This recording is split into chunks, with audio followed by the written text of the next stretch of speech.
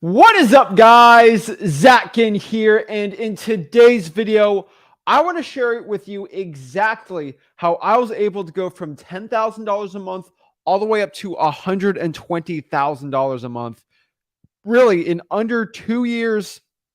Call it 2.5 if you want. That's what the haters will say, but honestly, in a relative short period of time, I was pretty much able to increase my business from doing one deal, two deals a month, all the way up to 10, 12, heck, even 14 deals a month. And pretty average it out comes down to like 10 or 12, I think. So pretty much I was able to scale like that in a very short period of time, really following to 5 key principles. And those are the key principles I want to share with you guys today and really show you so you can see exactly how I was able to scale my business pretty quick and how you can do the same thing. And yes, when I say pretty quick, 2 to 3 years is actually a very fast turnaround time to go from 10K a month to 120K a month, right?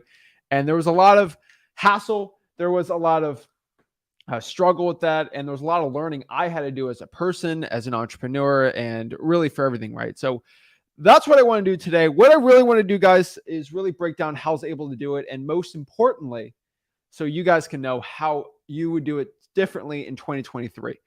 So that's what I want to do. That's why I'm excited. That's why I'm jacked up, because I'm going to show you guys exactly how you can effectively scale your wholesaling real estate business this year to change your life, guys. So if you're stuck making 5, 6, 7, 8K a month, some people are like, oh my gosh, I wish I had that problem. We'll talk to you guys too. Don't worry. Like at any experience level, I feel like this video is going to help everybody in wholesaling real estate. But for people that are really needing help right now, scaling up their business, or they're stuck just being the one person job, right? This is going to be amazing for you, because there's a lot of stuff I had to learn. There's a lot of stuff that I'm still learning, and there's always growing pains in business, right? Especially growing, becoming an entrepreneur. So that's what I want to do today.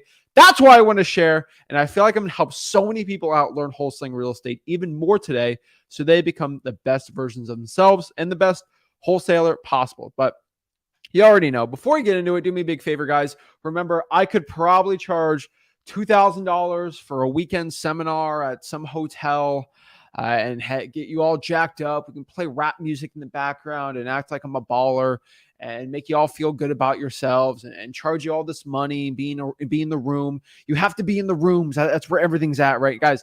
No, like the information's right here. The rooms are in your mind. That is what the rooms are. You don't have to pay all this money to actually be able to scale. Guys, it's all about your hard work, dedication, and knowing what to do, right? But there are some knowledgeable aspects that these events do teach you that you should probably know in wholesaling real estate. So that's what I want to share today and really help you out become the best wholesaler possible. So before I break it down, because you were saving about $2,000, you were getting in my brain, and you were getting at a weekend seminar just condensed into this. Smash that like button, hit that subscribe button, comment below your questions, and we're going to break down exactly everything you need to know about wholesaling real estate when it comes to scaling your business. But hey, like an event, there's usually a DJ, there's usually a hype man. Let's get the hype man for us going. Woo!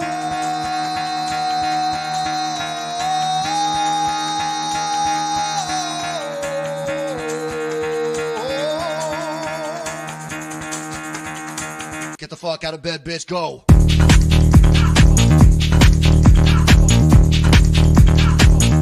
Get up, and then they got go.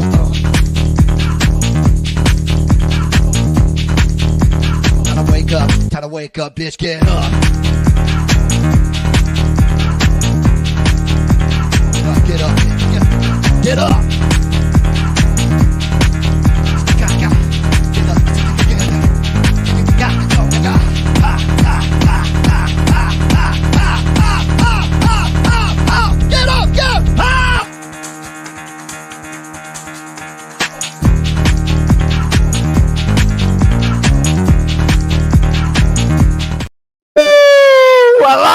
Love it, guys. Love to see it. Love to help the people out. And I'm ready to help you guys out today and ready for you to become the best wholesaler possible. Now, I always get people that hop on the live streams or they comment after like, Zach, why do you go live for an hour, 2 hours? Like, why do you go for so long on a live stream? And honestly, everybody knows how a lot of these live streams work. I really share the key point for maybe, the first 30 minutes to an hour, and then I'll do some Q&A on that topic, right? I feel like that's the best way to learn. You learn the information and then you ask questions about what you learned, and then boom, that helps the best, right? And the only thing I can always say, if you're upset at how long I live stream for, right, just watch the first hour, I guess, if you want the information. But the most important part here is, if you guys are going to spend 2 days on an event, mastermind, whatever they call, you already know that one guy presents for an hour, then the other guy comes in, and now another gal does for 2 hours. Then they put you out to a dinner, and it's like 2 days long of information that they could have said probably in an hour or two, right?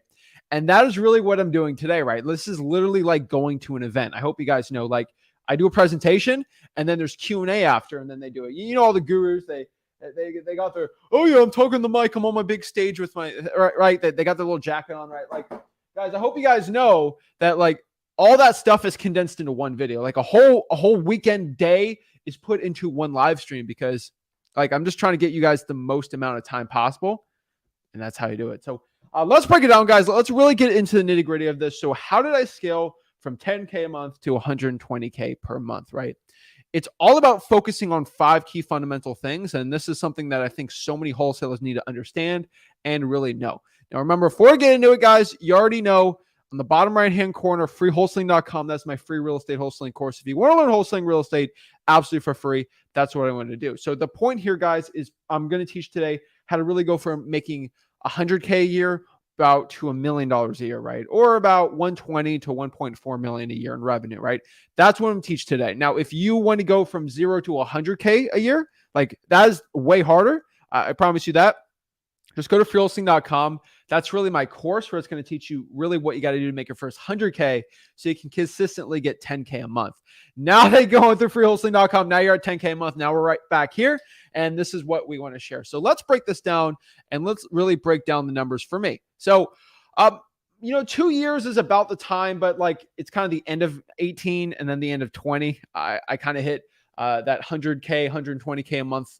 So I'll just show you some of the numbers of me starting out so you guys can see. 17 years old, I was pretty much at a deal a month.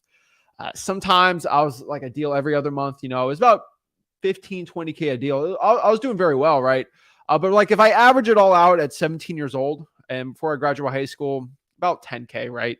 And there's a little bit of 18, then going on into 19. Like, it's not the full average, but, like, if I have to kind of guesstimate to a point, because really, if I do all of 17, it was probably, I think, 9,500, and then 18 was a little higher than what I've showed. But again, I have to put some of the beginning of 18 was still at 10, so it, like, kind of doesn't even out too well. But whenever I figured out cold calling, but about 10K a month. Now at 18, college, cold calling, actually my income went down a little because I was learning cold calling, and then for like a month it was pretty bad, and then it shot back up. Really average about 25K a month, and that was 2 deals. I was doing 40K months at 18, but the problem was that they were not as consistent, right? And it was at least a deal a month, but it wasn't 2.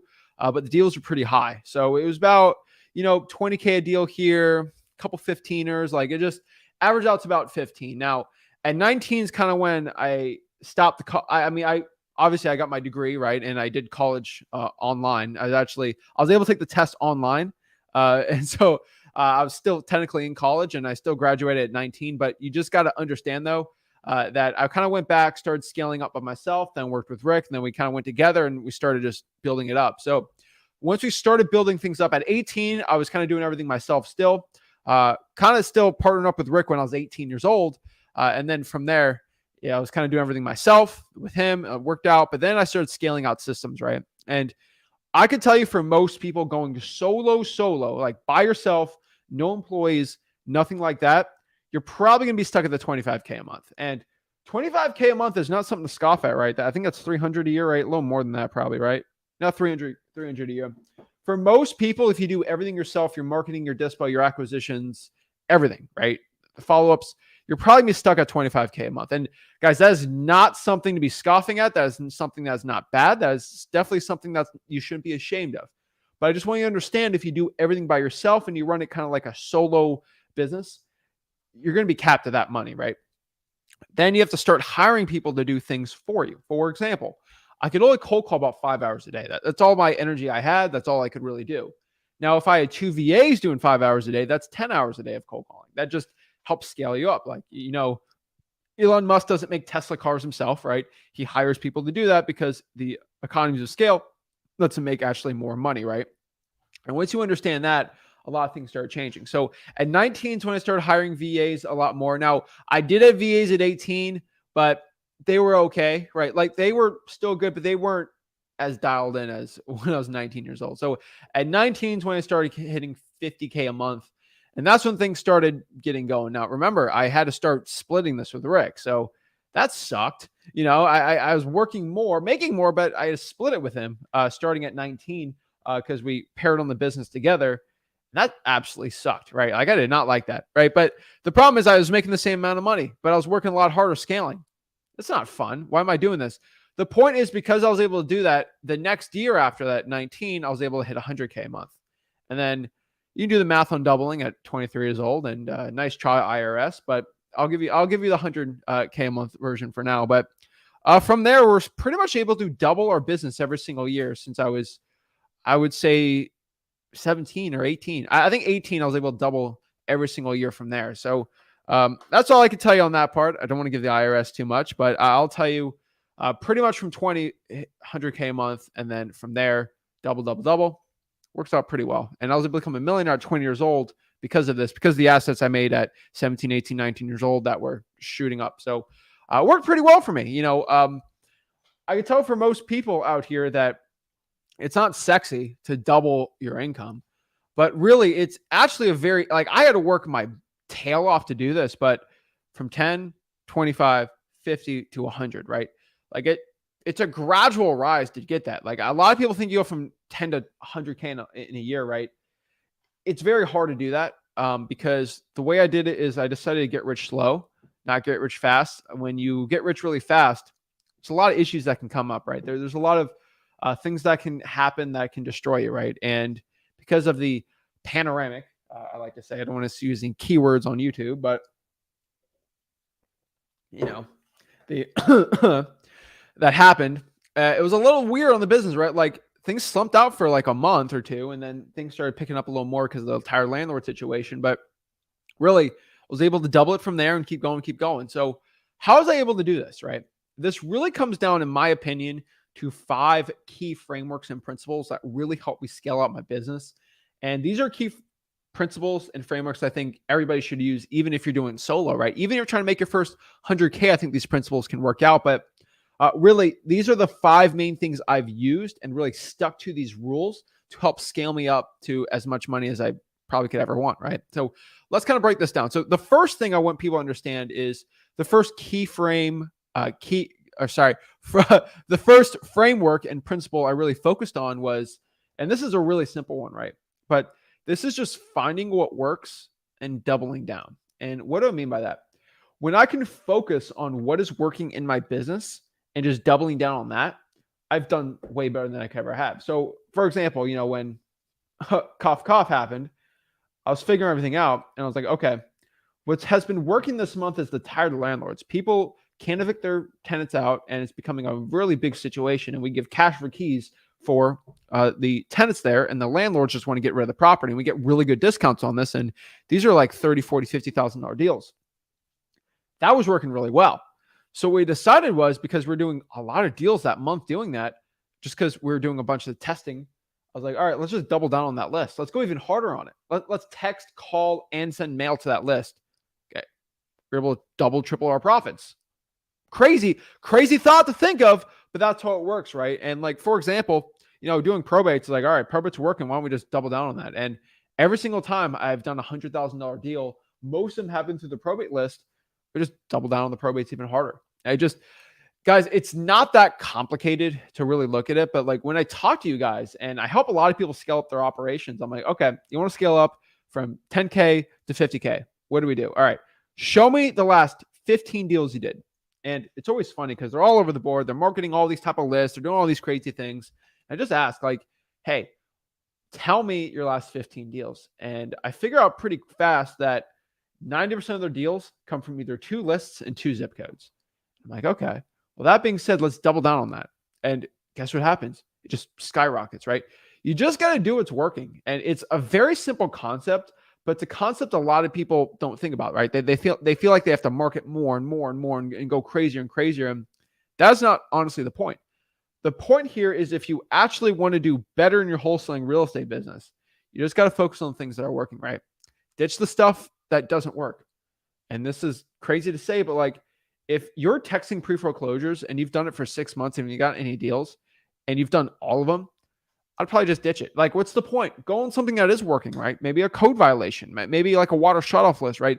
Do a list that's actually working and it's actually going to lead you to more success. And the main thing I've always seen, and this has been a huge growth factor for me, especially when it's 19 years old, it's just testing, right? In the wholesaling community, and this was right before I started a YouTube channel, everyone kept talking on these Facebook groups about texting. I'm like, what? You can't text people. You know, how am I going to text 1,000 people? And these like text software companies came out and I started using them. And this was like right when texting was a thing, right? 2018, 2019, late 2018. And I was like, all right, well, let's try it. So 2018, 2019, I just started using these text services and they're like $500 a month for like unlimited texting. And we had a list of all these skip trades for my cold calling. Just boop, boop, boop, boop, boop, boop, just clicking the button to texting like 4,000 or 5,000 a day. And it was insane, right? And the amount of deals we're able to do from that was crazy. Now, texting has definitely been a lot different from back then. I feel like an old man saying that, but because I was able to test this new strategy out, it worked really well. Now let's do another one, right? I did RVMs, and RVMs actually, they did pretty well for us, but like the amount of people getting sued from RVMs in Florida was actually getting really bad, and I had to stop it. That was a testing that didn't really work out too much, right? I've done Facebook ads and I poured a lot of money. I've done a decent amount of deals on it. Like, I mean, not like probably a couple deals off Facebook ads. Nothing, actually, I wouldn't call it decent, but like for the money we spent, you know, we made a profit, but it just wasn't worth it for us. The amount of effort and energy, I've done Facebook ads, PPC, I've done it all. Okay. The only one I haven't really gone too hard in the paint on has been SEO. And I'll admit to you guys, but that's just me and probably maybe try it in the future. Right. But the one thing I've always done was whenever there's a new innovative marketing strategy, I've always tried it, right? I've always tested it out. And I'll tell you probably 15% of them work out, maybe 10. But when the 10% works, it's just a huge new revenue like sleuth. And it makes up for all the losers, right? And that's why, you know, you look at venture capitalists, you know, I think 10, 15% of the winners in their companies they invest in actually end up doing really well. But those ones make all the profit and they actually make more profit than not doing it, right? So I believe a lot of people should be testing. And I think the more you test, the better it is, right? And this is when I did reverse drawing for dollars and I did not even realize how good that was going to be, right? That went crazy. I got really into JVing deals when the YouTube channel got a lot more people on it. And that did very well. So it's just testing things out. And once you can figure out how to test things the right way, your business can grow a lot more. Let's go to principle number 2. Put in the work and time. Now, this is a very simple one, but like when you see me scale up my operations, like you see me scale up my wholesaling businesses, right? It's all about work and time. You know, like obviously I just get 10% better every single month in my operations. And that just adds up, right? And so it compounds. So I think to get 100% of something, I think if you compound in a year, it's like 3 or 4%, whatever that is. But like, I think it's 3%. I think get 3% better every single month over month, compound interest. You double your efficiency, right? So all I basically did was got 2 to 3% better every single month. And what is that? Like 0.5% to 1% better every single week, just figuring that out. And over time, like you don't see it in the short term, but like in the long term, it grows like crazy. So like if I go from year month 6 to month 10, you might not see a crazy shift. But if I look at year 1 to year 4, it's like, whoa, right? And so really just putting in the work and the time. So I have a question for everybody, you know, listen here. But like, do you guys know a doctor, a surgeon, a lawyer that made more money their second year as a doctor or lawyer than in year 15? Like talk to any lawyer or doctor that's 15 years into their practice. 99.99% of them make more money in year 15 than year 2 because they're better at it. They're better, running a doctor's office. They are better at their skill set. They are paid more because their skill set's just a lot more with the experience, right? And that's the same thing. And what I mean by this is you just keep it going crazy, right? It's very interesting. And I think so many wholesalers, they get really confused, right? They think they come out here and they can get everything and make all this money starting out. But like, you look at how most things work, it takes a lot more time, right? And in 13 years in the doctor or attorney game, like, you learn some stuff. You're a lot more efficient. You're a lot more effective with things, right? And you can get paid more. Same thing with wholesaling, right? Like, you're not fundamentally way better, right? Like, you just get 10% better every single month at it, and it just helps you get even more, right? And really, like, I look at this, right? I grinded really hard 18, 19, and that was definitely the thing that probably pushed me the hardest. And my income didn't go up as relative to other things, but because I was able to cold call and just build that acquisition skill set, I was able to help myself hire more people better and more effective because I knew what worked and what didn't. And that's when I hop on, I talk to guys one-on-one, like, I tell you what to do. It's because, not because of what I think is going to work, is because what I've known in my experience, the past, in helping hundreds of thousands of people in wholesaling, what's helped all those people. I'm like AI over here. I help another 15, 20 people this month get, their 100th deal. And then I help, 1,000 people get their first deal right in a couple months. And it's like, I learned how to do that. So I'm like, all right, now I know how those people worked in this market. I just get better, right? And after helping hundreds of thousands of people of wholesaling, and tens and tens and tens of thousands of people get their first, second, third, fourth, fifth, $100,000, I'm like, okay, I know it works and what I know it doesn't. And it really helps me, tailor to most people, right? And that's the point, guys. It's grinding, it's getting better, it's just becoming more efficient, right? It's like playing FIFA. I like FIFA, right? I like Madden. I like all those sports games. EA, I can't wait for college football, EA Sports. Now they got the whole transfer portal thing. It's gonna be a little weirder. I was a big franchise guy, NCAA 14. But if you ever play any of those games, you figure out pretty fast, right? That, like, is it easier to, like, win, or is it easier to be a quarterback when your rating is 70 or when your rating is 94? It's like when I'm playing as Teddy Bridgewater or Patrick Mahomes. It's like, which one's going to be easy for me? I'm playing the same game. I'm throwing to the same receiver, but am I going to have more success when my rating goes up or when my rating's down? That's the same thing for wholesaling, right? You can still win a throw or win a game with a 70 rating, but you rather have an 85, 90 because your skill set's going to be better, right? Your accuracy, like, you're just going to get better. And if you can up your rating, 3-4 points a year for 5 years straight, you're going from that 70 to that 90, right? And it's not like regular, football, but like, it just, that's how it works. And I think so many wholesalers think that, like, they have to understand all this stuff, but like, it just, you get rich slow. And that's the point. Principle number 3, this is a huge one, but this was just slowly firing myself and rehiring mini-me clones. And what do I mean by this, right? So the perfect wholesaling business, in my opinion, would be for me, it'd be about 15 me's, 15 to 20, like, Zach's. So, like, if I just clone myself, like, there's 15 of me's out here. Okay. They look like me, same brain, everything. That would be the perfect business. Okay. Because I would probably have 5 little mini me's cold calling all day, and I'd be happy because I'm a clone, right? I'd have probably people doing texting. I would have 3 of me's just going on appointments all day. I'd have 1 of me doing live streams, right? I'd have me doing videos. I'd probably have 13 different YouTube channels about wholesaling, right? I'd have an acquisitions channel. I'd have all these things, right? I would go out here. I'd be a dispositions agent. I'd probably be at 2 of them. I'd have a mini-me just scraping cash buyers all the time on Facebook groups. I'd have me cold calling cash buyers. I'd have me just renovating all my properties. I'd have me being a realtor. I would have me doing all these things, right? There'd never be one of me being a guru, though. None of those. But, like, I would just have mini-me's all over the place because I'm at 100% capacity on everything I do. If I put all of my effort and time on finding cash buyers in let's say, Knoxville, Tennessee, for one virtual market, you better dang with my skill set, I'll be able to do that, right? If I just did acquisitions, I'd just wake up acquisitions. That's it. Oh my gosh. Like, it'd be insane. Right. And unfortunately, that's not the case, right? You can't make a mini-me. It's not possible. I've tried it. Okay. I've tried it. All right. Science is not there yet. I can't clone myself, but hopefully one day we can do that. I think the world would be probably a weirder place if I was able to clone, if people clone themselves. But what the second best thing we can do in business is create mini me's by hiring them. And what does that mean, right?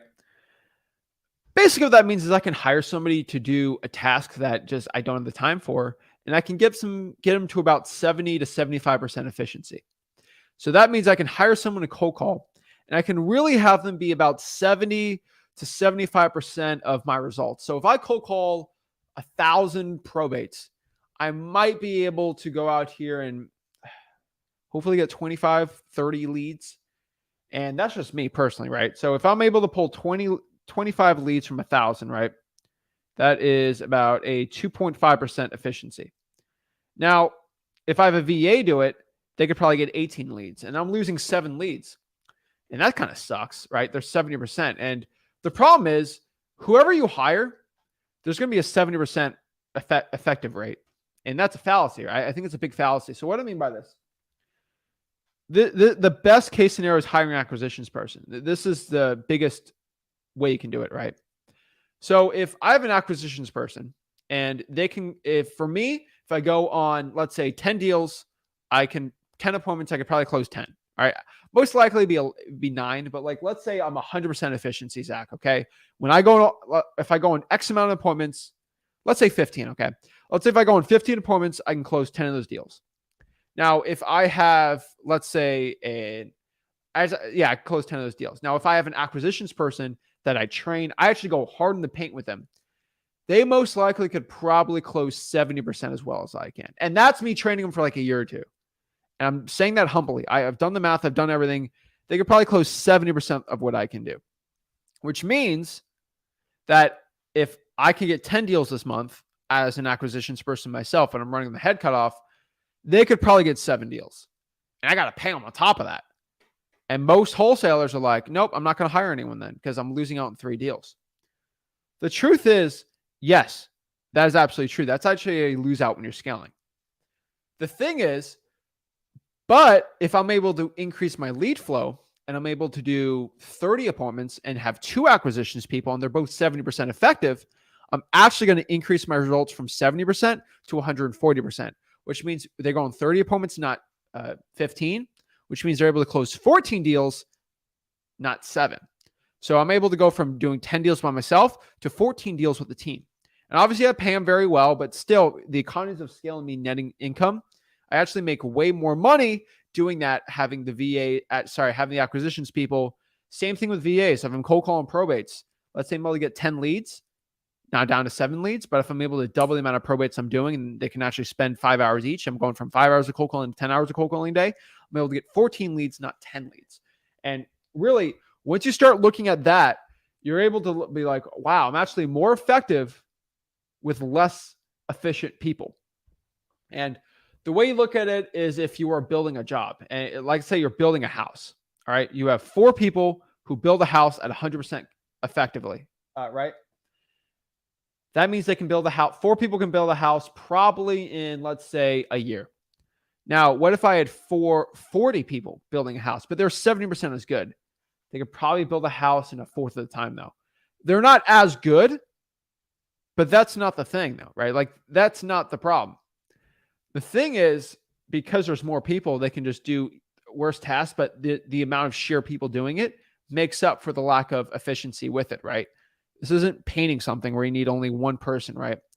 You just got to make it replaceable, right? And that's the best way I can really explain it. That's the best way I can really put it.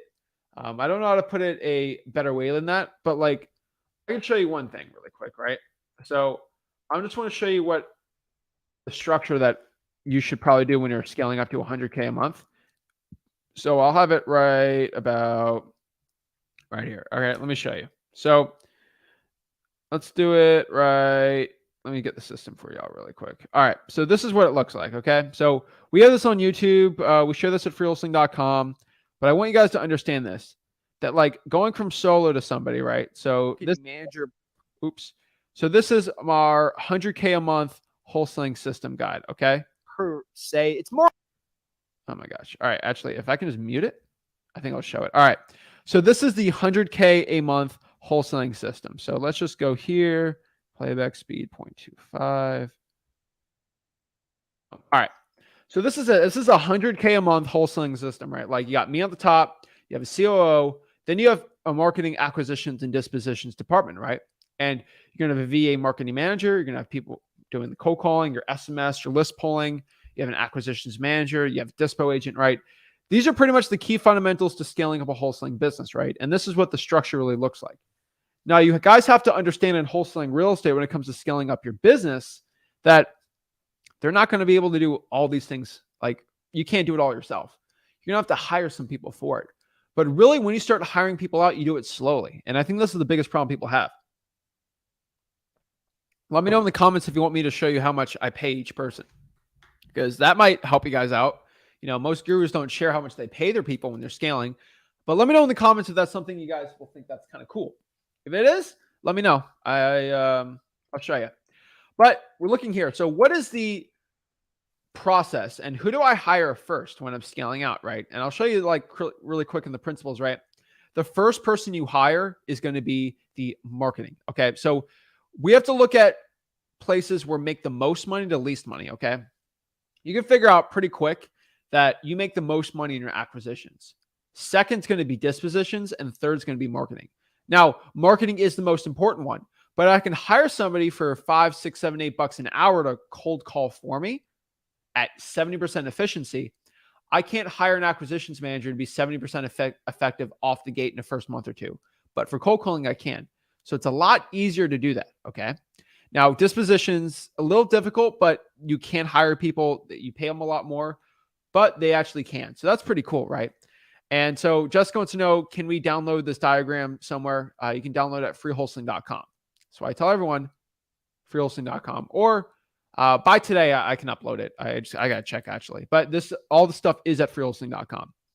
Now you go, the hiring process goes, you hire everyone in marketing first, then you hire dispositions, and then acquisitions, and then hopefully you bring a really good acquisitions agent up to COO, and then you go from there, and then you hire another person. Now, if you want to make more money, get more acquisitions person, more marketing. It's really kind of like, you kind of look at the, like a conveyor belt, right? Like that's the way I sort of look at it, kind of like how Henry Ford did it. If you want to make more cars, let's get more wheels. Let's get more supplies. And really that's leads in this business, right? I want to get more leads. And when you get more leads, then you need more people to actually close on the leads. And then the dispositions, people that sell the leads, right? That's who effectively do it. How do you sell more cars? Make more cars and then have salesmen for those cars, right? Pretty simple, right? And that's the way I really look at the business. So let's kind of break down how much I pay everyone, right? So I think everybody wants to know how much I'm paying everybody. So let's go to pay. So we've changed this a little since this video has been recorded. We've bumped the pay up for everyone a little bit, but that's pretty much going to be pretty standard for our company. But really for most people, I think this is a pretty good pay structure. VA marketing manager, $50 per deal, then $200 a week, about I would say $25 per appointment. I think we bumped up to 30 for the cold callers, but $40 per deal and then $45 an hour. List VA gets a flat $6 an hour.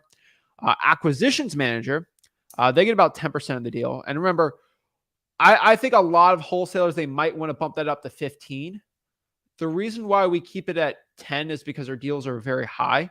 Remember, guys, we want our acquisitions manager doing well, and hopefully they're not watching this, but like we want to make it a six-figure job, right? Like this isn't a job where you're going to make $300K a year probably, right? But you could easily make six figures if you work your butt off.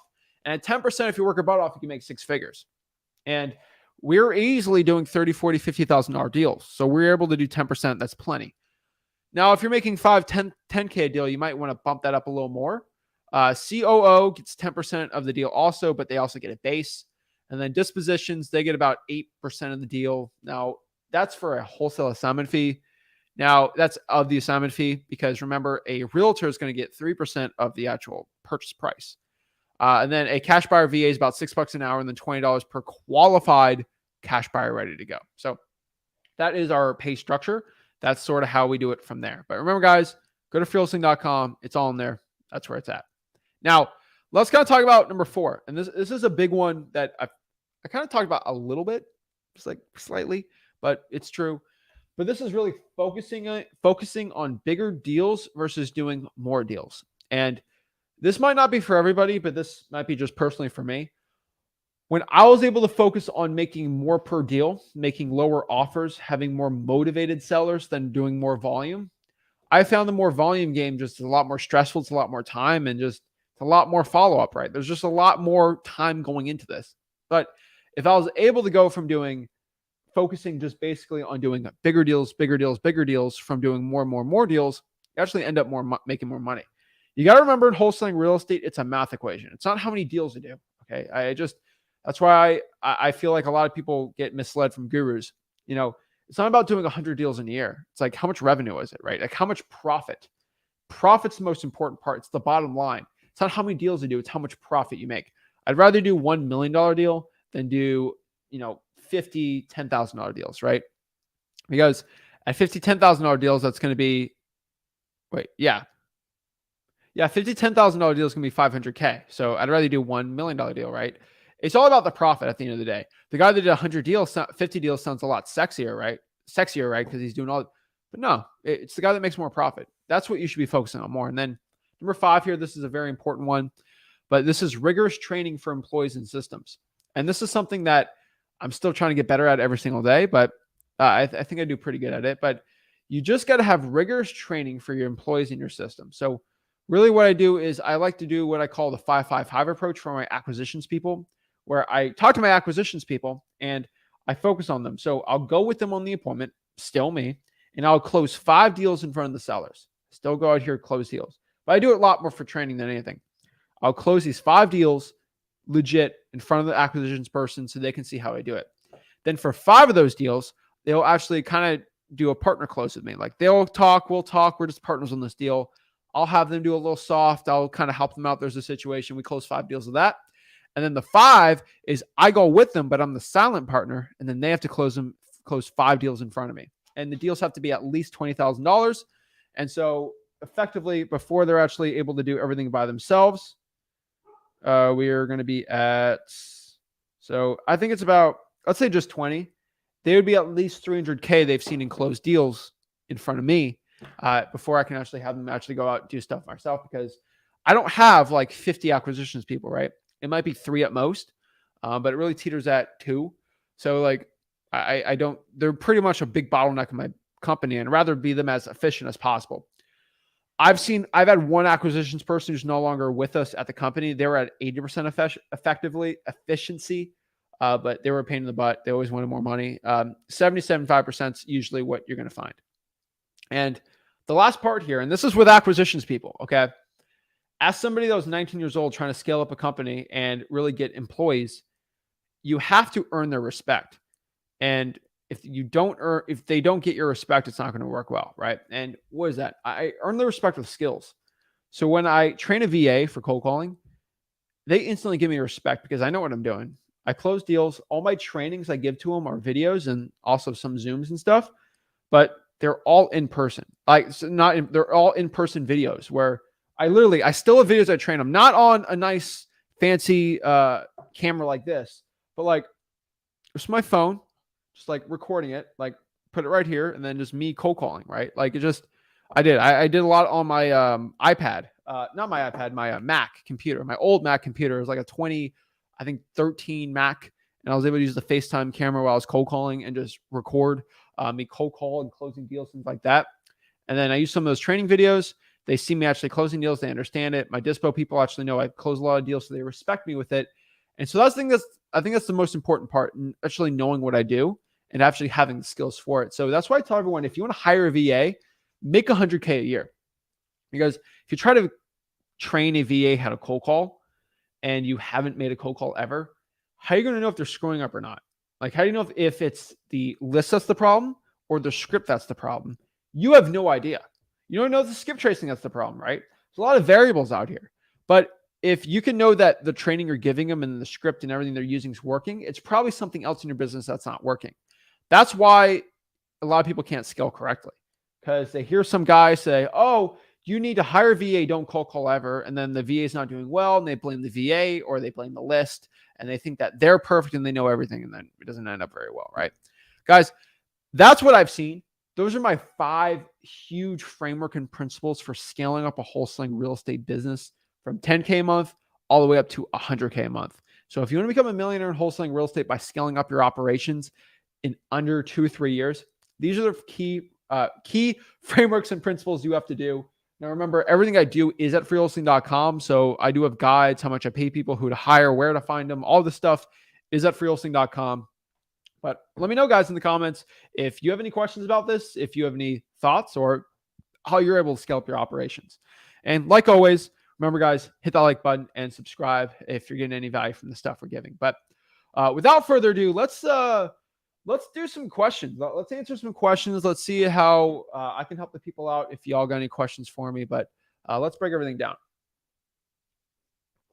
So what about subject to properties? And so, yeah, you can have a bigger team of subject twos. I'll be honest with you, I don't have this crazy creative finance team. A lot of my creative finance deals are just being rented out by myself. I don't really do anything nuts with them, right? I like lease options, right? I do a lot of this stuff, but like really when you're looking at subject twos, my acquisitions person will have a subject two. And from there that we'll have the acquisitions person who actually kind of understands a little more. Maybe I have to go and swoop in, but I'll be honest with everybody watching this. Like I don't do 100 subject to deals a year, right? Like I'll do a decent amount. We usually get 1 or 2 creative financing deals a month. And that's just because I like to keep them local rentals. And then I have a property management company that'll go in, help me out with those. But like, I'm not the craziest subject to person just because the market wasn't right for it, right? The market's getting a lot more right for it. So we are focusing a little more on creative financing, but not a crazy scaling team for it, right? But a subject to deal, if you do it right, you can easily make 100, 150K with no money out of your pocket or with like very little money over like the course of 10 or 15 years, right? Like these are insane deals. But yeah, they work out very well. Yep, scripts are at freewholesaling.com.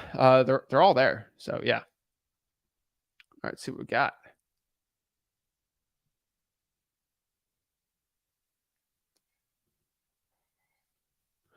Ronald says, yeah, you can't lay. You're slightly right and slightly wrong at the same time. So Donald says you can't lay this type of cash until you've earned a minimum 300K and then you can scalp your business.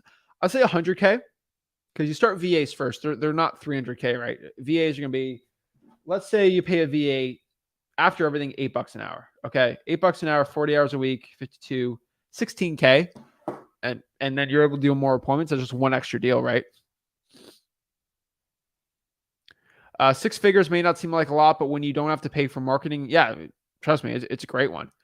And I DM Ralph. I gotta look at my DMs. I want to get him on the podcast. He got an insane cool deal that I want to break down with him. So that'd be pretty fun to do. Shout out to Ralph. All right, people want to know how much I was paying him. All right, cool. I'll give you a little guru secret. Gurus do not want to share how much they pay their employees because guess what? Sometimes they have their employees in the mastermind or in the guru video. So they're not going to tell the employee how much they make in front of everyone because it's embarrassing. And usually a lot of people, they underpay their employees. So why I'm telling you how much I pay my employees and nobody else ever shares it because I overpay for my employees on purpose. And I want people to understand that. I would rather overpay somebody and not have to deal with the turnaround of hiring another person because it's an insane mess for me. Because going from, let's say I have 2 acquisitions people to 1, it's very stressful on that acquisitions person and it's not good, right? So I'd rather have very high paid employees that want to stay around for me. And why most wholesaling gurus have constant employee turnaround is because they underpay their employees and they treat them terribly and they know what they're doing. That's the truth. But yeah, they'll go to an event, they'll tell you how to scale up, but they won't tell you because their dispositions person's there, so they'll never share how much they pay them. I think it's always funny though. Daniel says, what kind of music do you listen to, Zach? Kind of get a Waka Flocka vibe. I'll tell you one thing. All right. Let me, I want to share one thing. I don't want to reveal too much, but dude, this made my entire day. All right. I want to give a shout out to Waka Flocka. All right. Look at this. Okay. I'm going to show everybody. All right. Can y'all see it from there? Hold on. If I bring my brightness down. All right. Y'all can see my brightness. All right. Look at this. This is the coolest thing I've ever seen in my 4 years. All right. This is going to be fun. All right. So these are my DMs. All right. So y'all can see this is my DMs, right? This is my Instagram, right? This is pretty cool, right? This is my Instagram. All right. Y'all can see it's my IG. All right. Look at the top. I have this thing pinned. This is the most amazing thing I've ever seen. Look, you click the top. Look who DM'd me. Look, I click this. Wait, I click this. I scroll down. Waka Flocka DM me. Look at this. So y'all can see. Look at this. Like I click here on a story. Oh, I don't know what I'm seeing here. Bro, look, it's Waka Flocka. He stinking DM'd me. It blew my mind. Waka Flocka DM'd me for wholesaling stuff. Bruh. Like, people don't believe me. My friends don't believe me. All right? We love Waka Flocka. Legit. Clicked it. Made my entire day. Made my entire stinking day. All right? So, ever since he did that, I'm going harder on the Waka Flocka. I will not lie. I will not lie, okay? So, he's in the real estate game. So, that's pretty cool. I want to give a shout out to him. And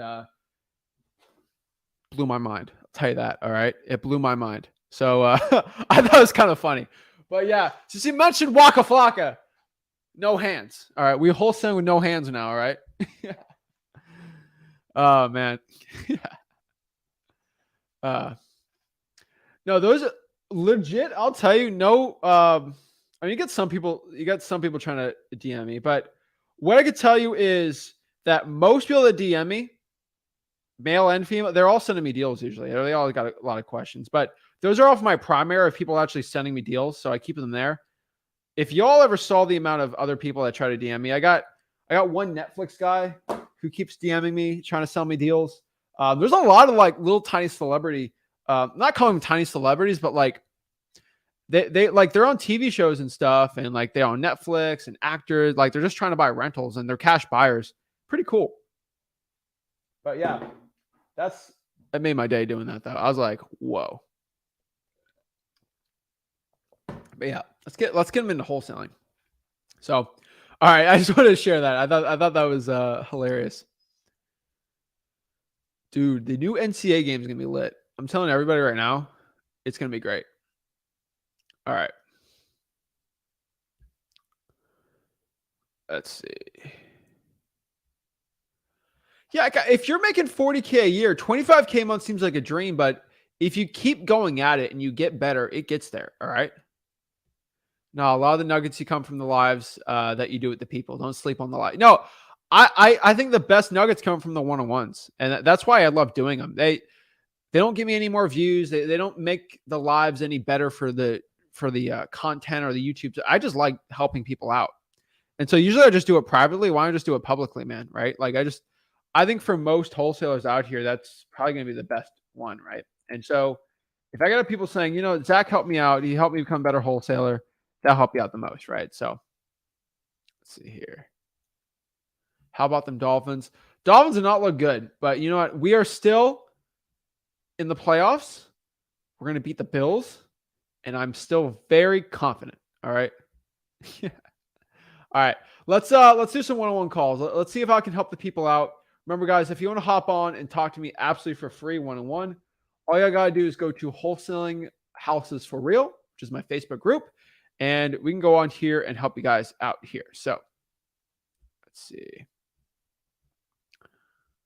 So this is Wholesaling Houses for Real, my Facebook group. I just let a bunch of people in. So we're at 80,800 people, which is absolutely insane.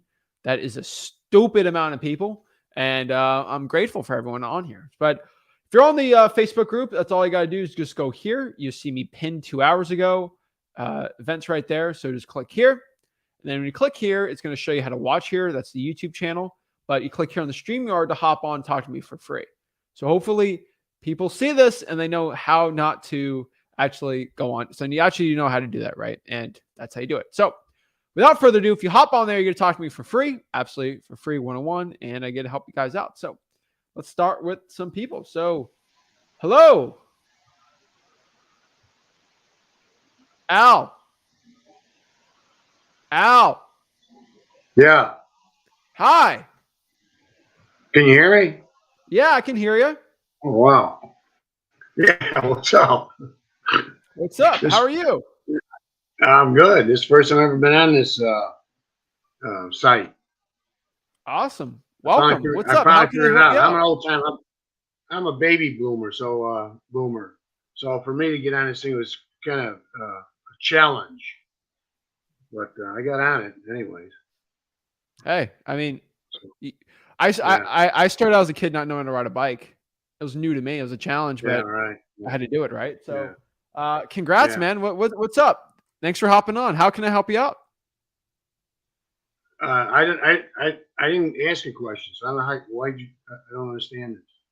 I'm We usually confused. hop on to ask a question. Oh, I don't know how I hopped on. I did that. Oh, I see. I did that Showtime thing or whatever it is. Yeah, I got you. Okay. I'm 71 years Yeah. old. I've been doing real estate, but kind of. I like you. I've watched a lot of gurus in the past. I don't know, 20 years or whatever. And well, you and your dad are right with me, or I'm right with you. Gurus, they tell you so much, and then they want to charge you. I've never been mentored by one. The guy that started me was Carlton Sheets. You know, I got his thing. I don't know, back in the '70s, and I started doing real estate then. And then I started watching guys, the gurus, and I'm so mad now about now their big thing is they want to make everybody a guru. Join my gurus, you know, for $20,000, I can make you a guru. And I'm just, man, I can't believe what they're doing. They got a lot of young people joining them and charging them $10,000, $5,000 for for nothing. You know, they're not doing anything for them. You guys, I love the way you beat them up. I love the way you teach too. It's really good. So I'm I glad appreciate it. I'm glad I did whatever I did wrong right. I wanted to tell you that. Awesome. I have a little trouble. I do have a little trouble with your site, your training site. Okay. I keep it's all videos all the time. Yeah, I a lot of mean, the training are videos. yeah, and then if I look for something like you were just talking about, I have trouble finding it. There's a You know the way search it's bar on the top right, and they're organized with modules from top yeah I to seen it. bottom. Yeah, I seen the modules. I clicked on the modules, but I don't know. I had some problems with it. So, Okay. but I'll figure it out. I'll keep playing with it. I'll figure it out. Okay. I'm also a realtor, so I do that too. So All right. I love What your market? dad when he talks about realtors because he's right. He's spot on. He's spot on with them. They got their own little world, you know. But No, a lot of people get confused with realtors. They act like they're fiduciaries, but I've seen so many real. At the end of the day, realtors care about their commission. I'm not labeling all of them, but a yeah, lot they care about their commission. And so when you want to work with them, you got to understand that they do it from a greedier point of view, and it's more about how can you help me versus help the client. And if you can do it yeah, from there, you can actually do a lot of deals with them. Unfortunately, that's how the game works there. yeah. I call it a cult. Being a realtor, you belong to a cult now. Yeah. Drink the Kool Aid. You got to drink all the Kool Aid. Oh But boy. I work with some investors, and you know they like me because I know what they're looking for. You know, Yeah. 70% or 80%, whatever we can get. You know, realtors do not do that. You know, they don't do that. The one thing I'm kind of now you got me. One thing I'm interested in is if I did the foreclosures. Okay. Um, well, how would you do that? You'd have to you'd buy the building yourself and then be the end buyer and do it that way. Yeah, I don't like foreclosures. I just Oh, you it's don't? too much. No, I like pre-foreclosures. Oh, do you? Yeah. Yeah, because I pre-foreclosures, you can wholesale them. There's kind of an end date in mind, like, oh my gosh, the auction date is 45 to 60 days away. I yeah. gotta sell it or I'm getting rid of the property. And on top of that, I can go with a lot of low equity deals in there where I can do subject twos or lease options. Yeah, So right, it's always a right. win-win. Yeah. Okay. All right. Well, hey, I don't want to take up your time. Somebody's got some important questions for you, so I All right. appreciate talking to you. It was fun. All right. Appreciate it. Have a good one, Al. Yeah, you too. Thanks. Appreciate it. I like Al. Al's nice. We love it. Yo, Hey, what's going on, Zach? what's up? Not much. So, I had just a few questions. Sure. So on HAR, it gives you like three options for the ARV. Which one do you usually go with? With the ARV or the sold comp? I think is it sold comp? Is that what it So displays? are you going on there for the sold comps, or are you going in there for what you think the ARV is? Oh, okay. I'm going on there for the sold comps, So and it displays like three different numbers. so I'll give you a secret. Mhm. They try to mess you up. Just add the lowest and the high and average it, and that's usually very close to what it actually is. Okay, I kind of used it to double check because I just wanted to make sure that I had done my comps properly. So like we were within the same like a similar range. It was like Yeah. above 216 around there, and I was real conservative on my numbers. Even did the max. I used the chart for the repairs. I did the max for like 1,500 square feet. I did 60,000 for ARV, multiplied by 83%, and I got like 135. So I went ahead and offered 120 for the property, and also it's on a $12,000 square foot lot. So I figured that might be like a little incentive towards my buyers. But I've been kind of speaking to a couple buyers lately, and it seems like I might have overpaid for the property because they're all looking at like 100, 110 that they were looking to buy. Okay. I mean, the best way to figure out what the thing's worth is by asking the buyer, right? So Mhm. if they're all at 100, it might be where it's at. Talk to some more buyers, but unfortunately, I mean, what's the seller at on the deal? Well, they had wanted 125, but we were able to come to like the number of 120. So it is under contract. So that's what I was going to ask you as well. Like, how do I go about bringing it back where we might have to adjust this? Because what I found out too, as well, speaking to a buyer, was that you can't plot the land. So they even they wanted to do like multifamily units, they wouldn't be able to, or something like that. I think that's what he said. Okay. I mean, I hate to say this, but cash buyers are king right now.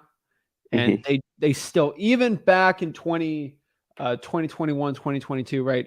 They still controlled the deal. Hmm. And obviously, we are in the business of selling contracts. And really, when you look at that's what we're at. We're not in the business of actually going out here and putting property under contract. We're selling contracts. So if somebody's not willing to pay a certain price for the contract, you're gonna have to go to the second highest bid, right? Right. So if they're stuck at 100, dude, you're gonna have to bring it down. Okay. How do you go about like bringing that up to a seller? So how many buyers have you talked to about this specific Two, deal? two so Two. far. Yeah, I just got it on Saturday. Do one more, and then from there, I'd probably get a reduction just to make sure. Okay. Two could be. I've had two just give me way too low. But do Hmm. one more and just see. And then if they're still stuck at 100, you're probably gonna have to just say, "Hey, actually, you know what? Let's ask the buyer. Why is the buyer at 100,000? Did you ask them how they came up with that? Well, he says that like in that area they like to build on they like to focus on like homes within I think like 200 like within like 200,000 something like that, and like just yeah, I couldn't really he couldn't really give like a clear explanation. What about the other person? That one I didn't have an explanation of that one as well. Well, He just call them back and just ask them how they came up with it. Because okay. I might need to get a reduction from the seller. I just want to know how you came up with that because you're going to ask why I have to get a reduction. And obviously, with you, what's the reason why you couldn't do 125 and you're at this price? Okay. And guess what you're going to do? It's going to be a shocker, right? Hey, Mr. Seller, I actually talked to my partner, Jeffrey or whatever his name is. And he said because of X, Y, Z with the plotting and whatever, the repairs, we're going to have to be at 95,000 on this because of this. Shut up, see what they have to say. Unfortunately, that's how you're going to have to get the reduction. And I hate getting reductions, right? Like you're probably not a fan of it. I'm not a fan of it. But if the buyers and the market is constituting that it's worth less than what you have it under contract for, and you talk to enough buyers, most likely got to bring it down. I hate it, but I call it like a 50-50 shot that you're going to say yes to that. But you don't really have many other options, dude. Yeah, I mean you never know unless you ask. So Yeah, and it's better to be upfront with the seller than try to do it like the day before. okay. And then my other question was, so I have the potential lead. I had cold called him Then I shot him a text when he didn't answer, and then he responded back. And come to find out, I guess the city had already demolished the home, so all it was land at the moment. And then he said he kind of like just skipped to the beat the small talk, and then he was like, the appraisal has it at 52, and he said he already has the offer for 40. But then I noticed, I think I was looking on List REI, and I seen that I think there was like 9,000 in a lien. I'm not sure exactly what it was, but also as I was speaking to him, he said, but I do have some issues, and I was like, oh, what kind of issues do you have going on? And then I guess I hit him up too late. He's like, hey, I'll give you a call tomorrow, and I'll let you know what's going on. How do you recommend that I go about that one? I mean, it's a tough. So it was appraised for 50, 52, yeah. 52, and they want 40 for it. Well, he has the offer for 40, so I'm not sure how much he's entertaining it. Where are you at on this? What's your MAO? I that one I'm not really too familiar with land because I know you got to kind of like reverse. I know. On land, so I hadn't spoken to a builder that's working in that area yet. I'm not gonna lie. I would ask the seller why they haven't signed it with the other wholesaler. Okay. Why didn't you sign it for 40? Because I'm looking at this. I don't think I can do 40. So I would probably just go with that 40. But like, why didn't you sign it? Right? Is he serious? Does he have a proof of funds? Is he ready to buy it quick? Because me and my partner are. But if someone's looking to get way more than what the thing is worth, then go with it. But I mean, if you got a price for 52, you're probably gonna have to get 30 to 25. Okay. There's no way if it's a price for 52, a wholesaler is gonna sell that thing for 42, 43, 44, 44, 45. Right? Okay. It's ridiculous. At most, dude, you could probably put it under contract for 25, sell it for 30. Okay. All right. I'm thinking conservative too. So most likely the other person's just spitting a number off. Makes sense. Do you have a cash buyer for this land? No, this one I haven't really entertained. I was supposed to speak with him today, so. Yeah, speak with him and just see why he isn't signed with the other person. So what if he brings up his issue being the lien, or because like I said, when I looked on the List REI, I saw that it said like there was a lien for like 9,000 and some change on there. Well, you can't tell me no, there's a lien on it. He's got to tell it to you. Okay. Yeah, you got to ask questions to the answer you already know. Okay. And so he might bring it up finally there. And if you have a question about the lien, just say, hey, our title company will take care of it. Don't worry. Okay. All right. Awesome. I appreciate it. Thanks so much. All right. Have a great one. Oh, one more. I'm sorry. Oh, yeah. What's up? Yes. Your video yesterday when you streamed it, you said wholesaling part-time. You said you would call from like 5 to 10, like 5 p.m. to 10 p.m. Was that what you meant? Yeah, I prefer 2 to 7, but Okay. it depends on, for most people, I have a 9 to 5. They might have to do 5 to 10. Okay. I just wanted to make sure. Okay. Appreciate it. Yeah, I'd probably say 5 to 9. If you're doing virtual 5 to 10, just do another time code. But let's just say 2 to 7. If you Okay. can. That'd be the best one. All right. Appreciate it. Thanks so much. All right. Have a great one. You too. All right. Next year we got Reggie. Yes, sir. What's What's going up? on, Zach? I'm Not blessed. How are much. you? I'm doing good, doing good. So, I got this property. Well, let me rephrase that. I'm trying to get this property under contract. It's pretty much a prospect. I called on Monday. So the dude is meant to meet with me this weekend. I'm gonna call him tomorrow or in the morning to see what day over the weekend he is available to view the property because he's doesn't live in my area. He moved to a different area. So this property, it's a 7,000 square foot lot with 2 properties on it. It has a 2-story property in the back and a 1-story property in the front. The front property is a 3-1 and the back property is a 2-2. So he said he got an appraised for 150 on it, and I ran a couple of comps for if it was a 3-1, and pretty much 150 is a good number. I can sign it off at that.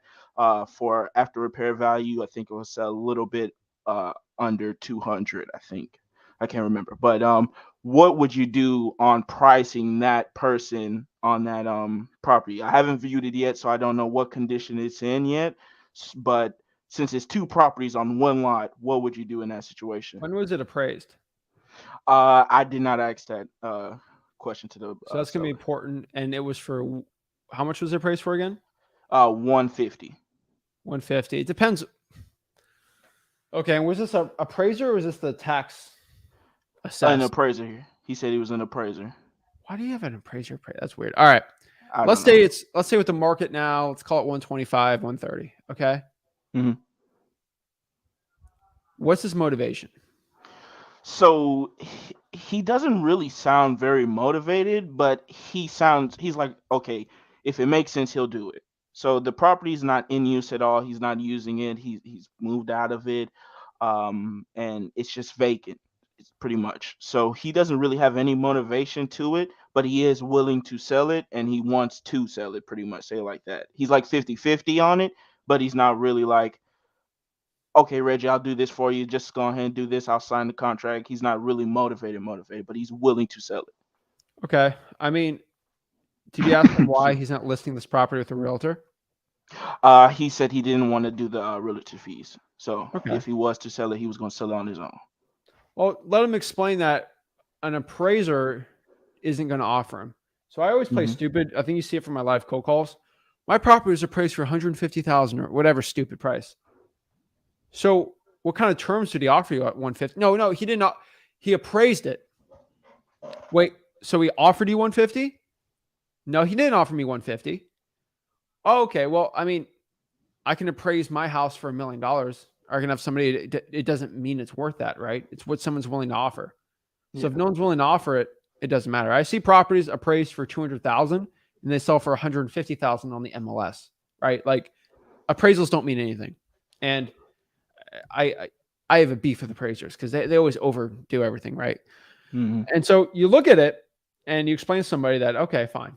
So if you list it on the market and you get 140 for it or 150, whatever it's appraised for, you'd be okay with that, right? Yeah.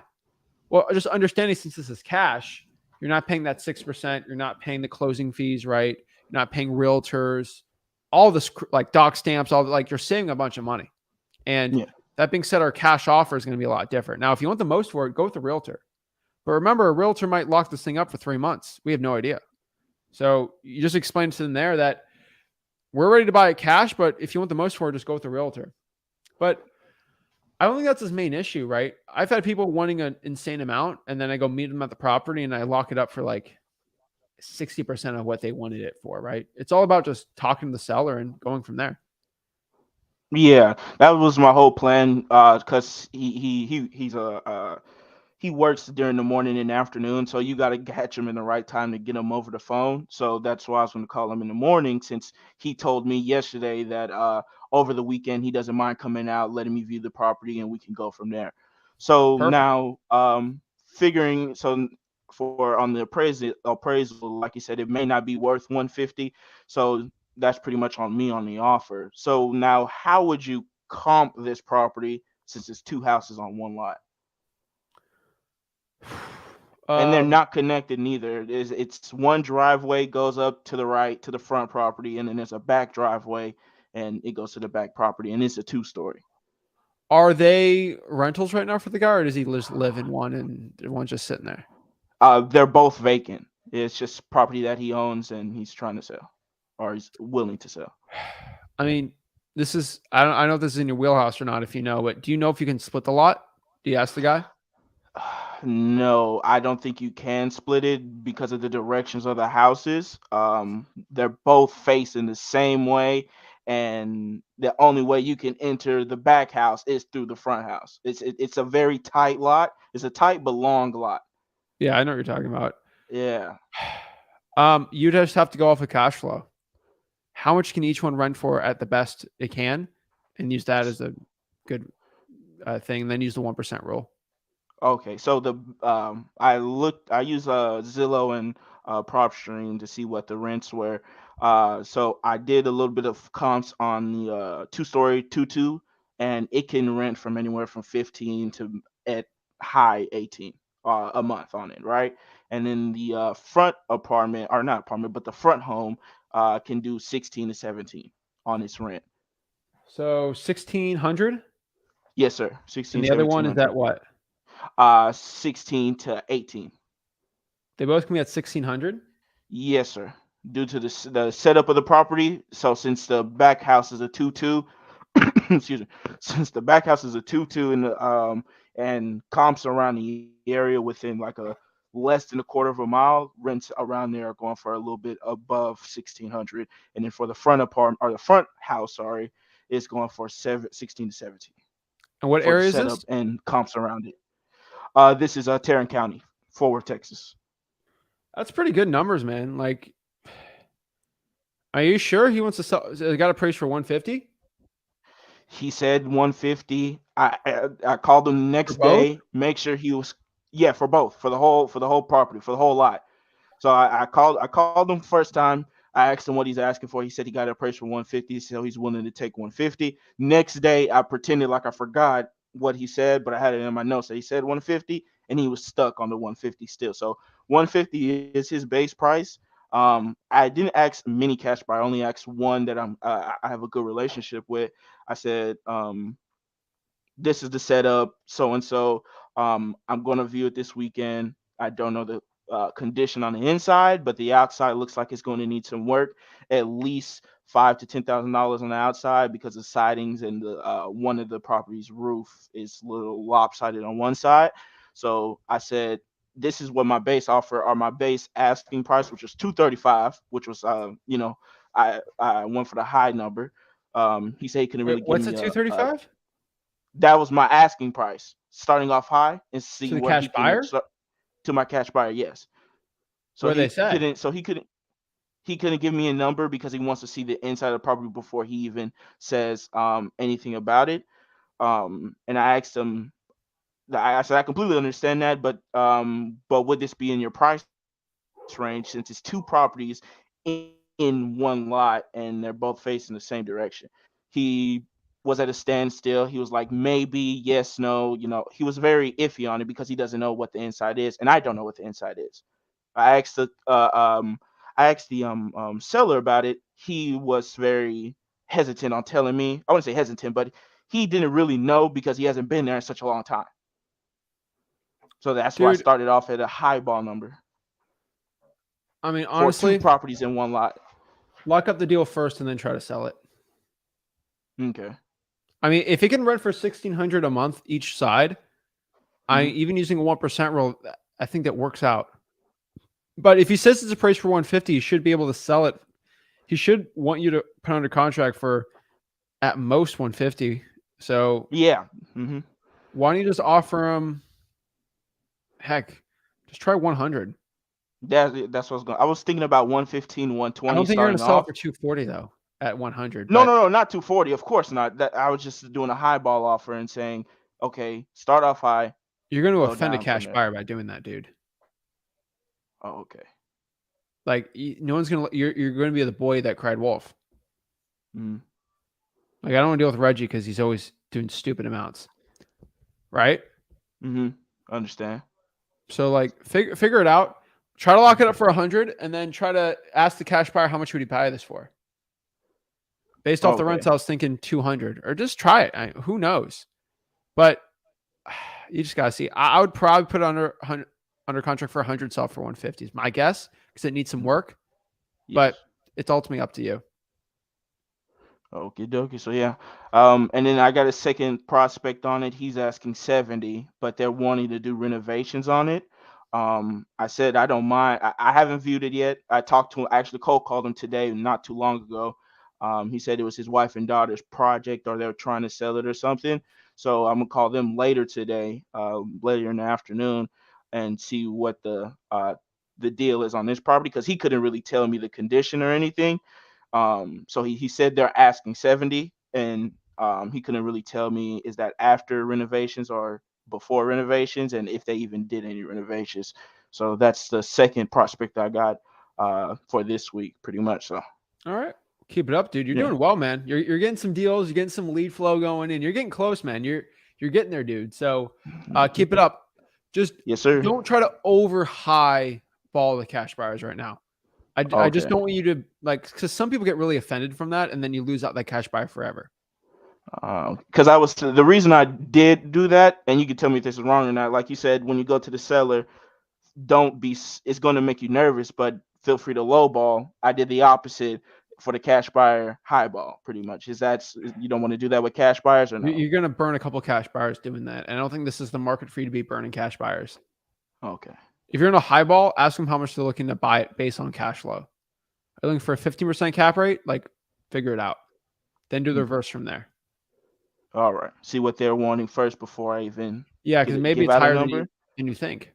Yeah. Okay. Yeah. First one to give a number is the one to lose the negotiation. I understand. All right. Well, you gave the number thank first. you, Zach. All right. Give it up, bro. Because if it's too high and you give it out, you're screwed. So, yeah, just be careful with it. All right. Hope to close it by this week, and I'll be back to tomorrow or Friday. All right. Like it. I like it, man. Keep it up. Thank you. See you later. Boom. All righty. Next here we got Phil. Hey, what is up, Zach? How are you? Good, man. So I started going full time back at the beginning of October, and you probably saw my posted check at the end of October for my first deal. It's pretty excited about that. Oh yeah, I remember that. That was awesome. Yeah, and got 3 more locked up in November, and got 2 of them already in escrow, and got the deposits on 1.5 of them. And why are you asking 1.5? Because he wanted to hold some back through escrow, and I get it, because that's one of my questions today. The lady we're dealing with is kind of crazy, but things are going good. I'm working on scaling up my business. My marketer's in place. We're full time. She's just on autopilot every week. She's sending out my marketing, doing my research on my spreadsheet, sending them back to me, and then I'm getting the calls coming in, and I'm getting ready to have an outbound caller just do that full time. And I need a dispositions person so I can focus on getting things locked up and being able to pass it over. So that's what I'm working on right now, is scaling up that business. Dude, I love it, man. You learn for free, dude. And you didn't really hop on these one-on-ones too much, man. So it's like, I feel bad, man. I feel like I needed help even more. So, dude, that's awesome, man. Now you're having the big boy troubles, which is good, right? These are good problems to have. So, yeah, one of my buddies is it's an EOS consultant, and he came over and he drew up a plan for me. So I'm like, oh crap, I'm going to 10x my business. I'm going to be doing 10 deals a month here as soon as I hire my dispositions person. But so questions I got, I'm doing a lot of probates, and the one deal I closed was a foreclosure. So the probates, as they're going through, I'm learning some of the nuances here. And most of the people I'm talking to, they're like, oh yeah, it looks beautiful. I'm just going to list it with my realtor friend. And so that's what I'm getting a lot of, and just trying to work out how to try to get them off of that. I just actually got off the phone 2 minutes ago with somebody, called me up out of the blue, and I'm going to list it. I'm like, well, you're going to be paying $15,000 to this realtor. What's the lowest you would take on it?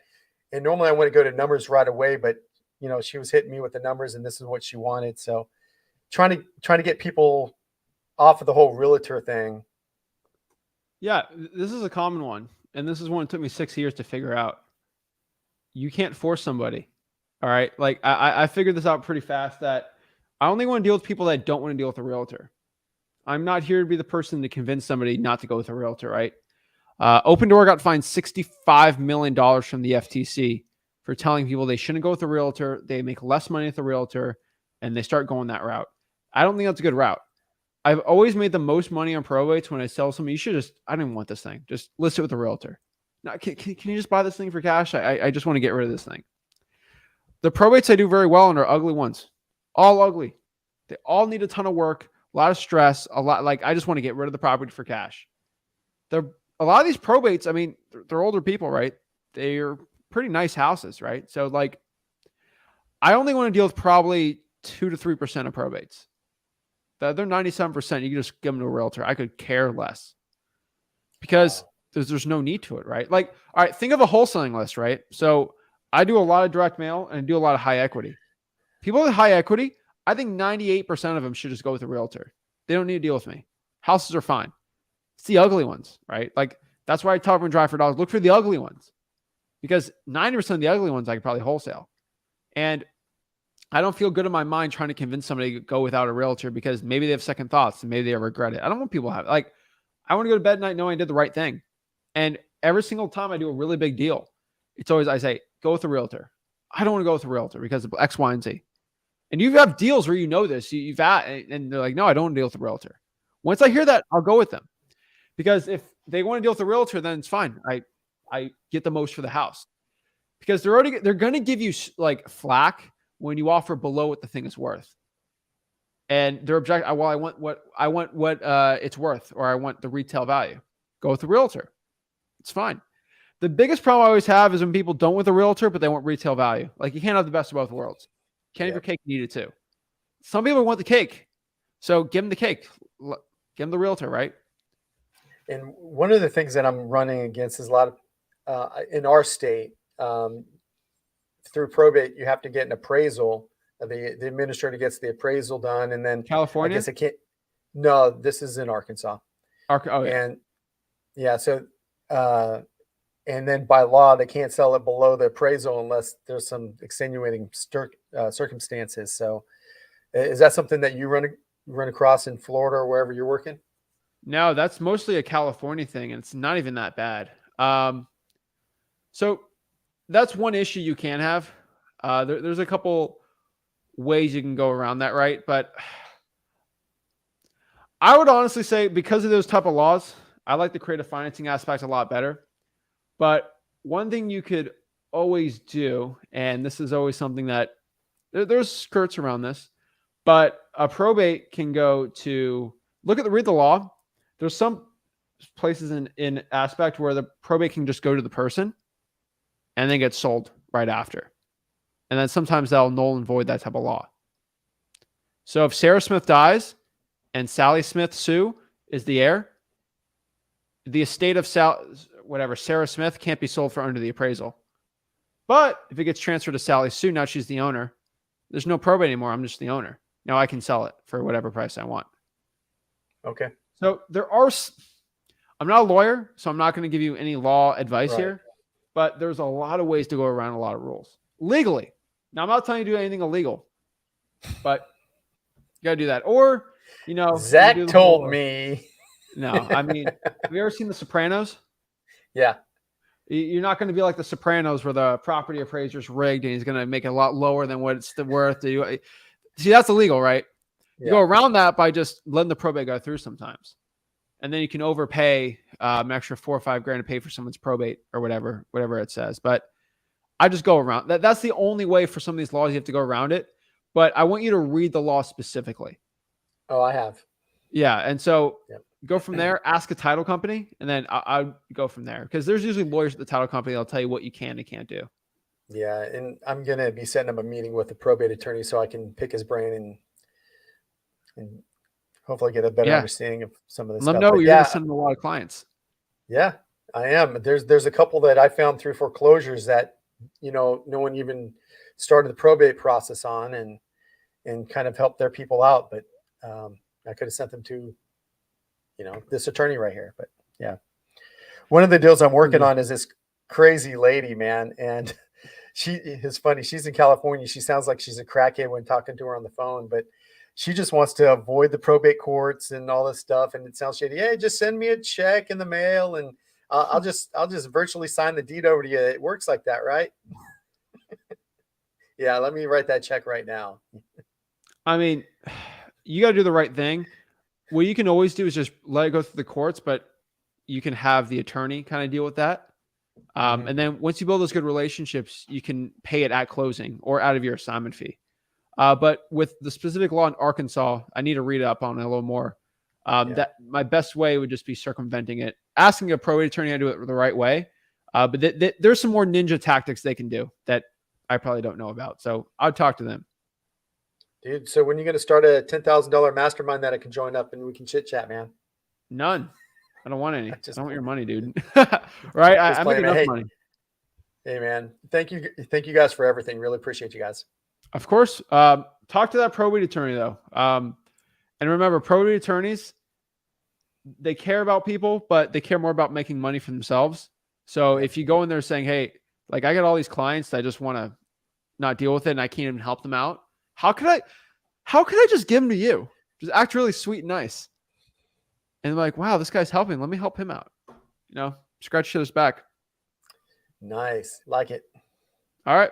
Well, keep it up, dude. One other thing you can do too is figure out pretty fast on the probates how that works, and then start adding in extra government lists from there that you haven't been pulling yet.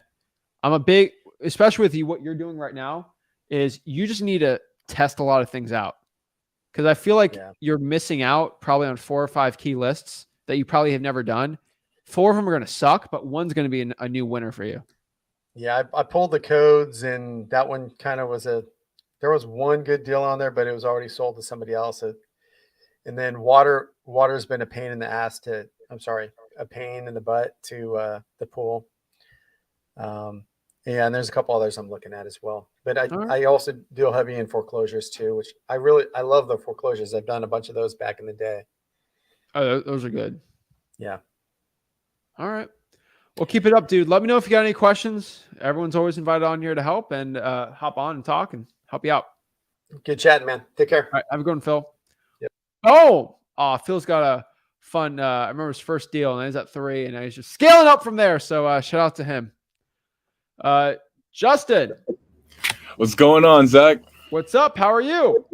I'm doing good. So after weeks of just trying to pull the code violation, acting like a Karen, I finally was able to pull it here in my hometown. So I just been skip tracing that list, and I'm going to do my first in-person appointment like in about an hour. All right. The problem is that this house, I want to make sure like my numbers are right before I make any offer. If that makes sense. So the house, he did the appraisal, he just told me, and I guess the agent or whatever said 350,000. So when I'm running the comps or whatever, it's not even close. Like I'm hearing, I asked a wholesaler in my area, he was saying like, don't even give him more than 200. Don't even lock it up for more than 200. So I just want to make sure with you, like, if he's not, bullshitting me. Oh, we won't now, Well, would I be able to like give you the address or like put it in the private chat? Hey, yep. Don't ever give a wholesaler your address before you lock it up. Okay, got it. It's a big no-no. Because I don't trust I don't trust anybody in my market besides my dad. He's pretty much the only one. All right. Like, dude, it is a very, very shady. A lot of competition is very shady. I hate to say it, but it's true. Like just so you know, when I do my live Zillow for sale by owner calls, every single time I get a price commitment, that seller gets 10 calls the next day. It sucks. Wow. But it's getting harder to get those deals. All right. Did you get it? Yeah, let me look at it. So what price are they at on the property? They want 350. Is this 8 bedrooms, it says? Yeah, it's a duplex. And how much do they want again? They want 350. So they have a renter on the first floor, but he says once he gets it sold, he wants to live and rent in that house because I guess he had his kids were raised there. Also, his wife that had passed, they had bought the house together. So there's a lot of memories. So he wants. You gotta get under 300 on this one. I think 300 would be good. I mean, dude, you have a comp. You have 2 very close comps here. So you have a really good comp here, dude. I'm not going to say what it is, but it's above 400 and it's across the street and it sold 3 months ago for a stupid price. So, I mean, dude, hold on. I mean, I hate to say this, dude, but actually, wait. Not only that, the roof is about 15 years old. He says it needs a new paint job. Lead painting, he mentioned. Lead painting. Yeah. I mean, bro, I'm probably saying I would like to be at 300 on this. Oh, really? Other people have been saying I would not go more than 195, and I'm like, what? He's not gonna accept that. I mean,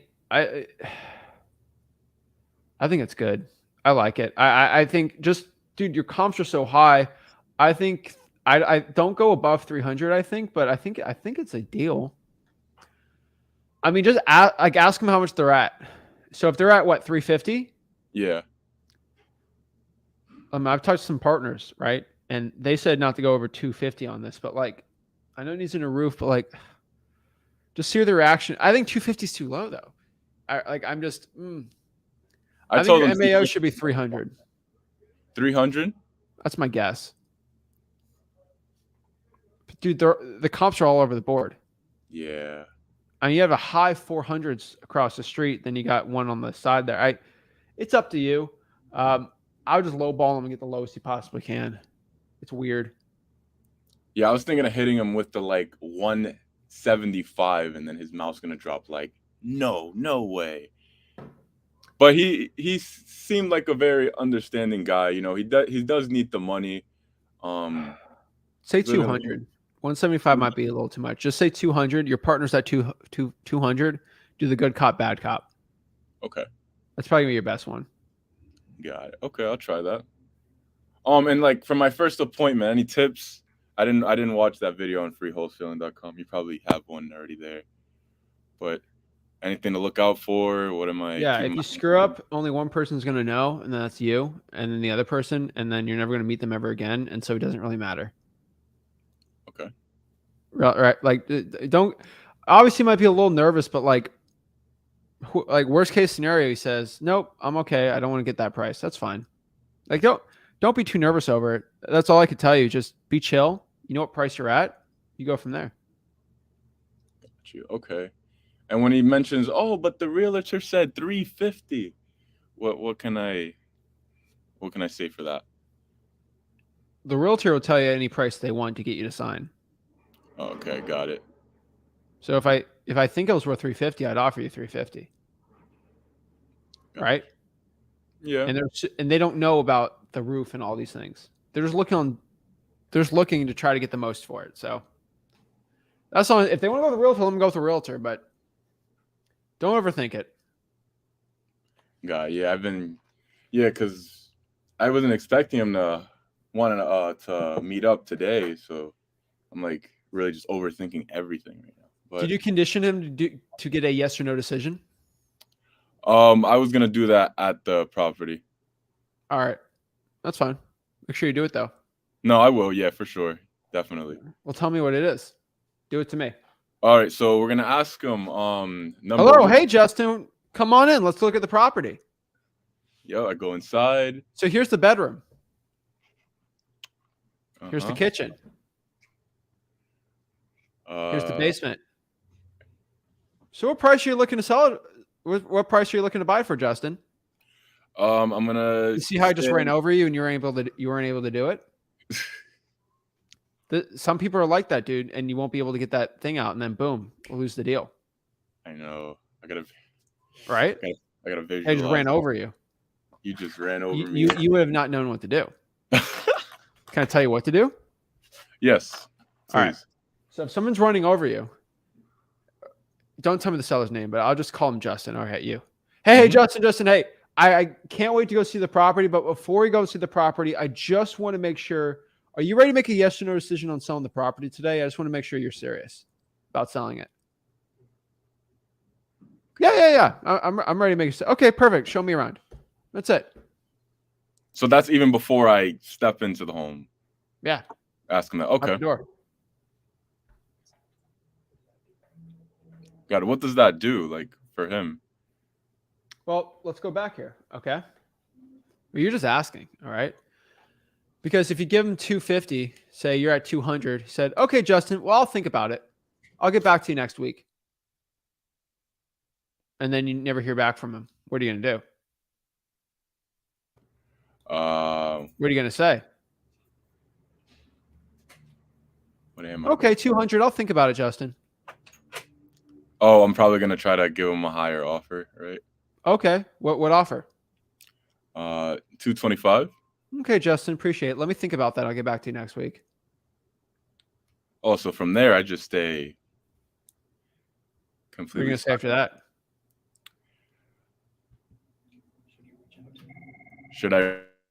So you don't know what to say. Yeah, I don't. You know why? Because you didn't condition the seller. Okay.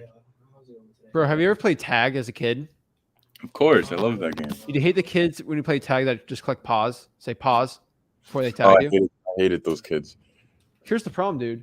You give the offer, they're going to click pause on the appointment and say, all right, I'll see you next week. I'll unpause next week and I'll figure out from there. You're screwed.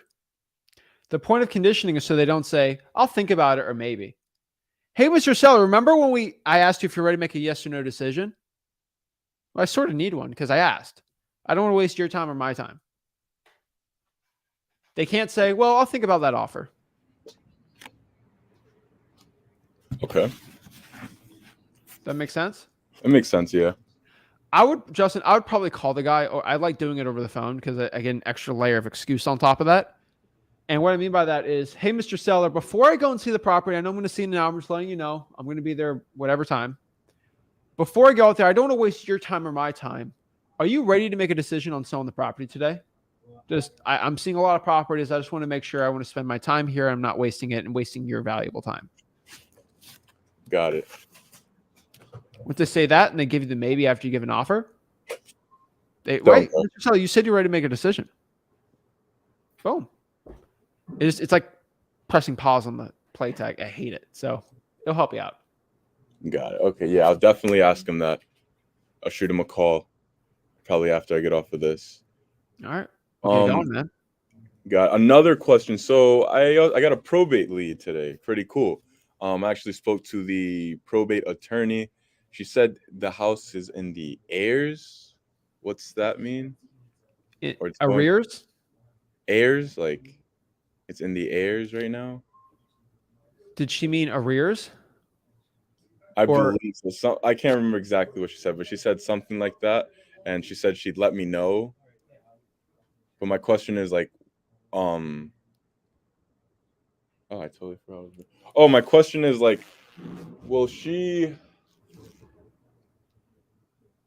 Oh man. Well, my question is, should I follow up with her? Like, so she either mean one or two things, and you should probably know, but no big deal. Either they're in the arrears, which is ARREAS, which means they're behind on payments or on the mortgage. That's most likely what she means. Now, if they are in the heirs, that's weird because heirs is just the people that are getting the property, right? So if the dad died, the son or daughter or the wife or spouse gets the house. So those are the either way. So if they're behind on payments, that's a good wholesaling deal. It's the heirs. Just got to have them clarify it. Got it. All right. Yeah, I didn't really quite understand her. She said she'd give me a call back. Just tell her, hey, I don't know what we're talking about. We're talking about arrears or heirs, and just clarify it. Look up what arrears is. It's just behind on the amount you're owed or behind on a payment. Okay. Got it. All right. I think I got everything. I think I'm ready. All right. All righty, my friend. Thank you so much. All right. Good luck on the call, man. Get out. Have confidence. Remember, you and your partner are going to buy the house, so you have all the confidence in the world to go out here and get this contract. I believe in you, Justin. Thank you. Thank you so much. You believe in yourself? Of course, man. Go after it, man. Thank you. All right. Boom! Shout out to Justin there. Going out here and actually on the appointments, taking action and getting great deals. Shout out to Justin there. Love to see it. Love to see it. All right. Yo. Hey, Zach. How's it going? Good. How are you? I'm doing pretty good. Hey, I missed the live yesterday. Sorry about that. It's okay. Hey, I just got a quick question on the so I've kind of been looking more into a virtual market rather than I'm over here in the Montana market. Okay. So hasn't been too exciting here, but I've been looking in the Toledo area, and I only have one quick question. On the 70% rule on the FSBO list, do we include our assignment fee in there, or is the 70% just the max allowable offer? You can probably put your assignment fee on. People like putting their assignment fee in it. Like if you're gonna make 1,000, you're gonna do the deal. If you make 50,000, you're putting the deal. So whatever you can below the MAO, just do it. Okay. Okay. Yeah, that was the only question I had. I'm right. just getting out cold calling now. So I appreciate all the information. Thank you guys. Appreciate it. Have a great one. You too. Boom. All right. Next, we got Migs. Big Z, how are you, man? I'm good. How are you? Pretty good. Just started cold calling yesterday, actually, and I got a couple of not interested. And actually, there's one guy that told me his property was in a lawsuit. Could I have elaborated more? What is it about? Or I mean, if he wants, it's a civil lawsuit, but he just he probably doesn't took want to the sell the phone house down on. for lawsuits over. That's probably what his lawyer's telling him, which probably is smart. So just don't follow up on him, probably. Follow up, but just I'd probably follow up in like a month. Okay. Got it. And I have a couple questions actually. So I got the code violations through email from the county, and you only focus on open ones, right? The closed ones you don't. Yeah. And then they gave me everything. So violation description, there's like abandoned vehicle, more than that, like parties without permits. But you just go by which ones usually. So do you have it in an Excel format? They gave me to me in a PDF file. Yeah, that stinks. Okay. I'll figure out a way. There's a lot of softwares out here that'll convert a PDF into like just Word documents, or like you can just copy and paste them. So I would probably see if you're able to copy it and put it into Excel and then filter out from there. Okay. Do you focus on dumped like vehicles too, or like partying No. without permits? Oh, okay. I skip those. I like tall grass. I like structural damage, mold, mildew. Those are the main three ones that are the best. Yeah, I saw a mold one. Okay, cool. Anything that has to do with the property being ugly, it works out. A car, could care less. Okay. And then I went to my local REI meet. It was my first meetup last Saturday, and most of the cash buyers there use hard money or like conventional loan. Is that some cash buyers that you focus on, or? That's some cash. I don't like focusing on those buyers. I'd probably find another one because those buyers are usually there for wholesaling too. So the for rents, right? And then look for house flippers on Facebook groups, and then house flippers on the cash sales. Yeah. Okay. Got it. And then yesterday I saw some leads with let's say the house price is like 800, the mortgage is like 450, and the equity is 400. Is there a deal there if the mortgage is higher than the equity, or? If the mortgage is higher than the equity, probably not going to be a deal. It could be a creative financing deal, but probably not a wholesaling deal. Got it. And then I saw a couple with trust ownerships. Is that something that we go for, or like it's in a trust, like it says Yeah, corporation? I can wholesale deals from trust. Usually when it's older people, it's Florida thing. So it's pretty easy for me. I wholesale a lot of properties that are in trusts. Oh, it's the same process. Yeah, pretty much the same. I mean, the trust is the seller, but you have whoever's the trustee to sign it. So who's in charge of the trust? Because when I look at trust ownerships here in my county, it's like they have a lot of properties, like 5 properties in a trust, I think, something like that. We got to figure it out. Got it. And then the last question with the probates earlier, you mentioned to Justin that you have to, because I'm in California, you have to wait for the transfer to be to the heirs. So I need to wait for the probate to be finished on the court in California, basically. Or? I would talk to a probate attorney or the title company, then give you the exact law there. But usually that's the case. Awesome, man. I appreciate it. I'm gonna call again. Skip the code violations, and yeah, thank you so much, Zach. Big Z. Thank you. Keep it up, bro. Thank you. Boom. All right. Next here we got Yo. Yo, What's up? what's going on? I'm good. How are you? I'm doing fine, thanks. Well, first of all, I want to say I appreciate what you do. I've been following you guys a long time. Before that, I was following, I can't remember his name. Was it like I could care Paul? less who. Yeah, um, but he was also a guy. The question that I have is sometimes, well, I was looking for a couple of properties. I haven't made a call yet. One property I called back in like a couple months ago, and out of at that time I had no information till now, called and she said she wanted 800,000, for the property. I'm like, I couldn't say anything, so I said, okay, let me talk to my partner and just hang up. And I didn't hang out. I said, okay, I'll call you back. The property itself is, I did run the comps right now, probably yesterday. I have a bachelor's in PropStream, and it did comes up. I listened to your dad's also of the repairs. The rule, 70% rule. He said that sometimes it doesn't work. So, and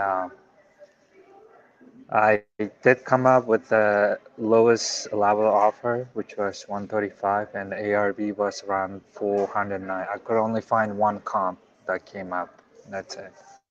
So you found the ARV is So you, 400 and your MAO is going to yeah. be 190.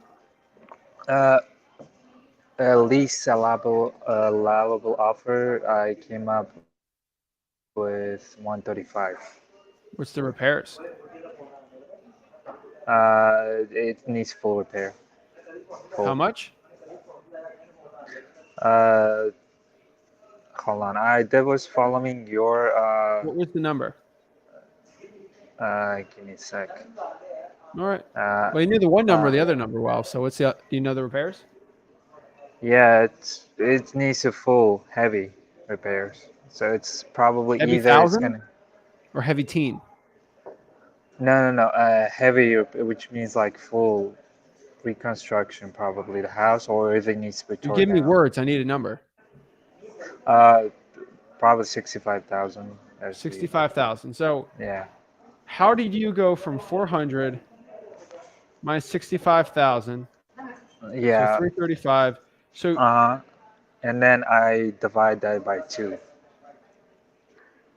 which is the half of the all right, I'm just offer going to tell that you, you should go to freelisting.com and figure out what the formula is because you're not doing it right. okay Okay. okay Have you have you yeah, done go any ahead. wholesaling deals? Well, I'm trying to. So That's if you haven't gone why. any wholesaling deals, most likely your biggest issue right now is your offers are way too low. Okay. Somebody's putting in your head that you have to do 50% of what the thing is worth to get a deal when the property's worth over 400,000. Okay. And you gotta get all this bad information out of your head and get the good information at freelisting.com. No, no. I was actually listening to your dad yesterday on the Do you want me on to the. call him? I will call him and ask him if he told you guys do ARV minus repairs divided by 2. Are you No, no, telling no. me What? is that what he said? No, no, no. Divide by two. What I mean, the least allowable offer. That's what I meant. And from there, we're gonna Your go. LAO. Yeah, LAO. Sorry, least I don't allowable think he said offer. LAO it's 50%, but it's probably going to be 40 or 50 below the MAO or 60. Okay. MAO just Let's do the numbers uh together really quick. 400 area for 9 minus minus 65. I'm 65. 23. 278 is going to be the MAO. Hmm. I mean, dude. And I divide that by half also, which is that's how I came out to 135. But probably I know. Usually, yeah, you can't at numbers this big, you can't be multiplying by 50%. It just doesn't work.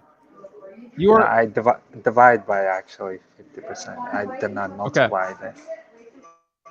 Let me ask you That's one my was question. yeah. Do you realistically think you're going to make $143,000 on the assignment?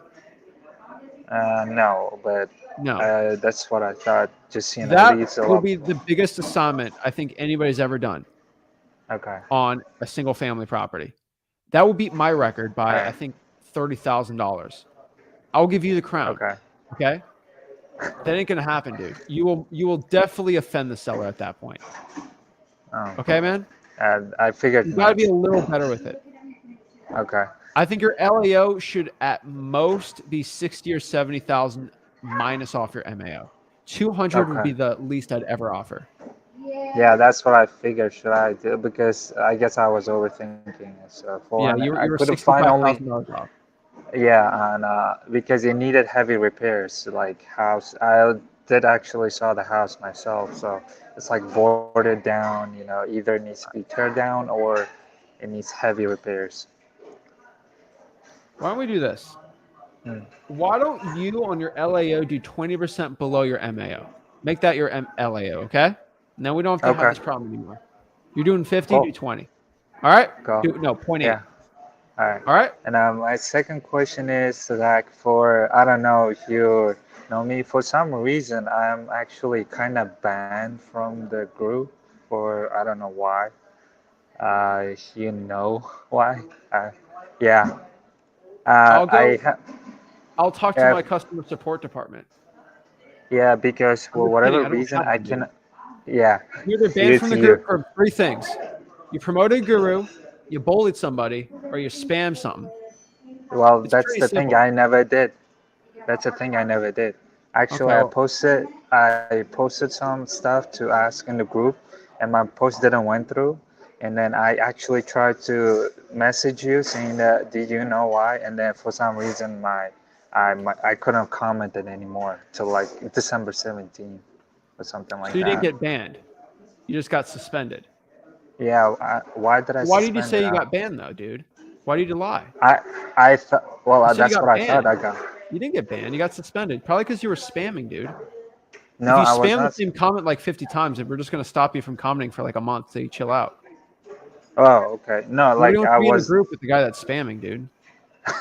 I was not spamming. I was actually asking the same question I was asked you like a month ago. I typed it. Oh, lost connection. Oh, I hate when that happens. It's the worst. All right. Fred, what is up? Zach, how you doing? Bro, where's the cat? Or the dog? That was a cat. It was a hairless cat. Where's the cat? She was crying, so I had to let her out. Dang it. Do you remember me, Zach? I spoke to you a few months Yeah. ago. You're wholesaling from London? Jack, you got a phenomenal memory, mate. Phenomenal memory, as your dad says. Listen, I won't waste your time, Zach. I'll be honest with you. I've been inactive for the past few months. Right. I just wanted to jump on very, very quickly. Just ask you a couple of quick things. Right. I like it. Right now, I want to focus on for sale by owner. All right. I know that you can't sort of, put it out categorically. This is the best place to attack, but I understand that the market's changing. I'm apprehensive to sort of take that, sort of blanket approach. I was just trying to speak to as many people as possible. I don't know if you remember, I spoke to someone in New York and you said it was an attorney state and bloody blah. And I sort of took my attention away from that.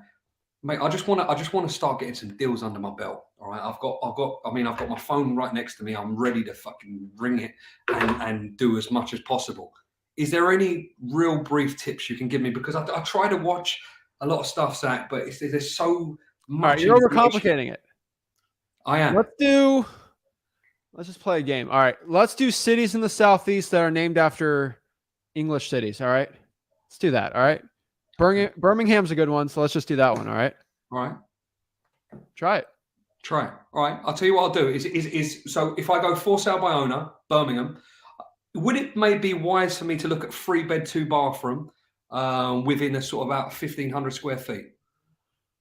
That's okay. You're overcomplicating it because you're overlooking it.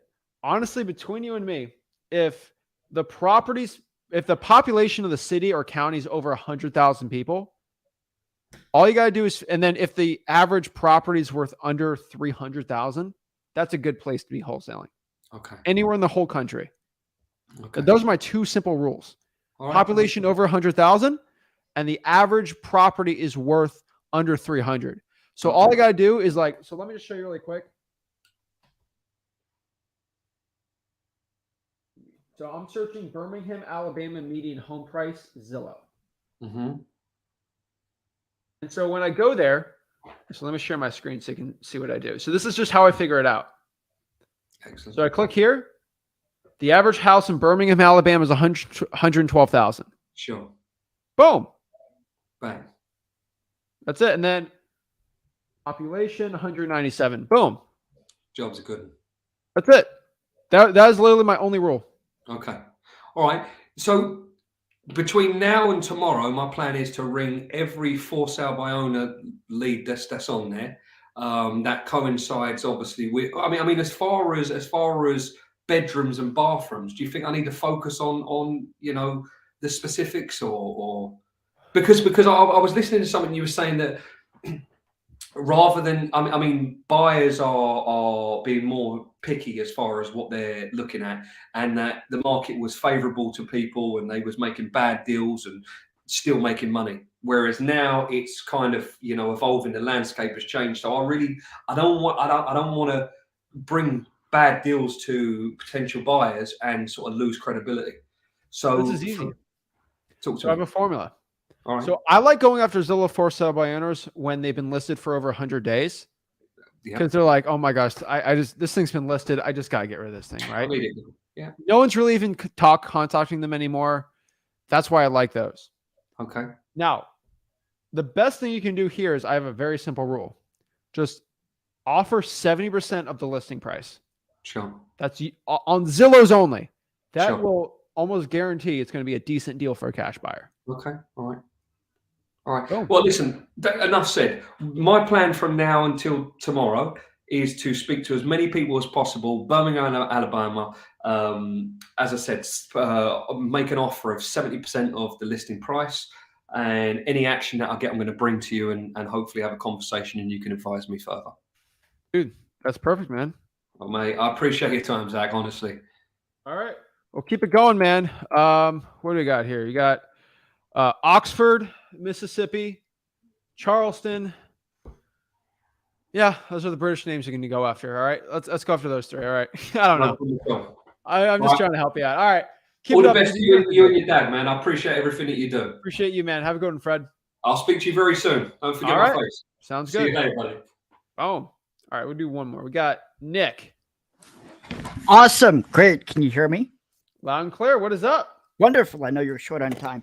So I've got three really quick, short questions. So first of all, the weird thing about the Nebraska market is prices seem to be going up across the state, even though there's nothing here, and across the nation, they seem to be going down. So how do and they're also very kind of skittish about wholesalers. So how do I kind of cozy up to the agents and others in the local market to kind of ask them for their cash buyers list to kind of form a relationship? I'm not really a people person. I know. I remember talking to you, dude. So I'm wonderful on camera. I love to talk. My problem is sometimes I don't know when to be quiet and listen. So, and I don't want to ask the wrong questions to these people and get, I don't want to burn bridges without knowing that I'm doing it and alienate people. So I'm kind of anxious about, how do I talk to people who work for the title company? How do I talk to the agents? Because I'm not looking to work for them, but at the same time, I kind of need to know what they know. Yeah. You're overcomplicating this, man. You're in central Nebraska, right? Yeah. Mm-hmm. Okay. I remember this. All right. So I think from a past conversation, we kind of talked about this, that Nebraska is pretty much two cities. Pretty much. Like that's the whole economy there. So you're far from both of them, right? Yeah, I'm like the middle of Nebraska is about, I'm about 200 miles from Omaha, about 175 from Lincoln. So your local market's going to be really tough. And so I always said 50-50 because you're just in a very tough market. There's just like not enough population. There's going to be not a lot of deals there. There's going to be some. So you're just trying to see, can I reach out to realtors, anything like that? Your market's already small enough where it's going to be a and the thing of it is what and I'm sorry to interrupt, but one of the things I'm finding is there's lots of deals happening. There's lots of money being passed around, but it seems to be these big corporations that are buying up everything. And another issue I'm having even with the lists here, I've gone to find a couple of lists and there's either not just that much out there or they're not public record because whatever local city government has decided that these are private lists and not going to be accessible to anybody really. For example, the probate list, I did have one, little old lady bureaucrat, God love her. I asked about the probate, finding probate lists. She told me just pick the nearest 5 cities and then just start, looking at the papers online, and then just like figuring out, looking at the obituaries, just every day, look at the obituaries for, Grand Island and Kearney and all these different places. And it's like, okay, well, that'll work. But, you know, it's like, even with PropStream, it's like I'm just not finding, you know, I'm not finding the 1,000 people that I need to call to find a couple of deals. Yeah, because your market's I very probably tiny. do need to start doing the virtual thing. You're going to probably do the virtual thing. You can slap all these bureaucrats with the Freedom of Information Act, because they can be in their own local government telling you what they think, but they are not king or queen, right? Okay. We have Congress, and Congress says you have a freedom of this information. Freedom of Information Act. You can file it. Now, by law, they have to do it, or you can sue them for 10, 15 grand for denying your civil liberties, right? Okay. That's like, there's a law in place that, like, local government said you're not allowed to vote. Well, the Constitution says I can. Yeah. And guess who wins that one? Constitution also did the Freedom of Information Act, so you have freedom for it. So you can file it with the old lady. She's going to talk to her boss. They're going to talk to a lawyer, and the lawyer's like, well, yeah, that is kind of the law. We have to give it to Nick. So I do the 50-50 approach, man. I wouldn't deal with the realtors, dude. I'd still do the off market. There's not a lot of lists to be doing. Yeah. So I would probably do as many as you can, and then do 50% of the time doing something virtual. Yeah. And I am going to definitely start spending a lot more time doing the driving for dollars and the reverse driving for dollars, because I've got I finally convinced my mother to believe in me, so she's going to be happy to help out with gas so I can do the driving for dollars. Cool. So that's a good thing. And I would encourage your other viewers, get people who believe in you to actually kind of chip in, because I mean, if I make $20,000 this month, huh? I think for most people, they don't really need that, because you can wholesale no money. In such a sucky market, it's like, what the heck, Well, it's up to you. It's sucky to you. It's an amazing market for me. Yeah. For a lot of people, it's an amazing market because now people are finally wanting to sell their property. So it's really how you look at it, right? Like I always say, people look at rain and they look at it as the worst thing in the world, right? Oh, it's terrible. It's a sad day. And then you got the farmer who needs to water during a drought, that it's the greatest thing in the world. It's how you look at things, man. Yeah. So I probably need to just like slightly change my tactics, and then, not overcomplicate it. But yeah, keep it simple, man. And because I am worried, I really do thank you for your time, and I hope that I'm not asking stupid questions, because I am. You're not asking stupid questions, but you're overcomplicating it, and your mindset's wrong with this market. It's a great market, man. Okay. You just got to be in the right one. So start looking for markets, bro. Okay, awesome. You have a great day. All right, have a great one. All right, guys. So make sure you actually go out here and start taking action, guys. This is an amazing market. I think so many wholesalers get this really confused. They think that this market is terrible. It's the worst thing in the world. And the honest truth is, it's what you make it. Life is what you make it. And if you look at life in a great lens and actually really for what it is, it's an amazing gift. And this market's an amazing gift. You have a lot of sellers having problems, and they're needing them solved. So go out here, solve those problems, and you'll get after it, guys. This is Zach Ginn signing out. We'll be with Rick tomorrow. So make sure you guys tune in, and I'll see you guys soon. This is Zach Ginn signing out.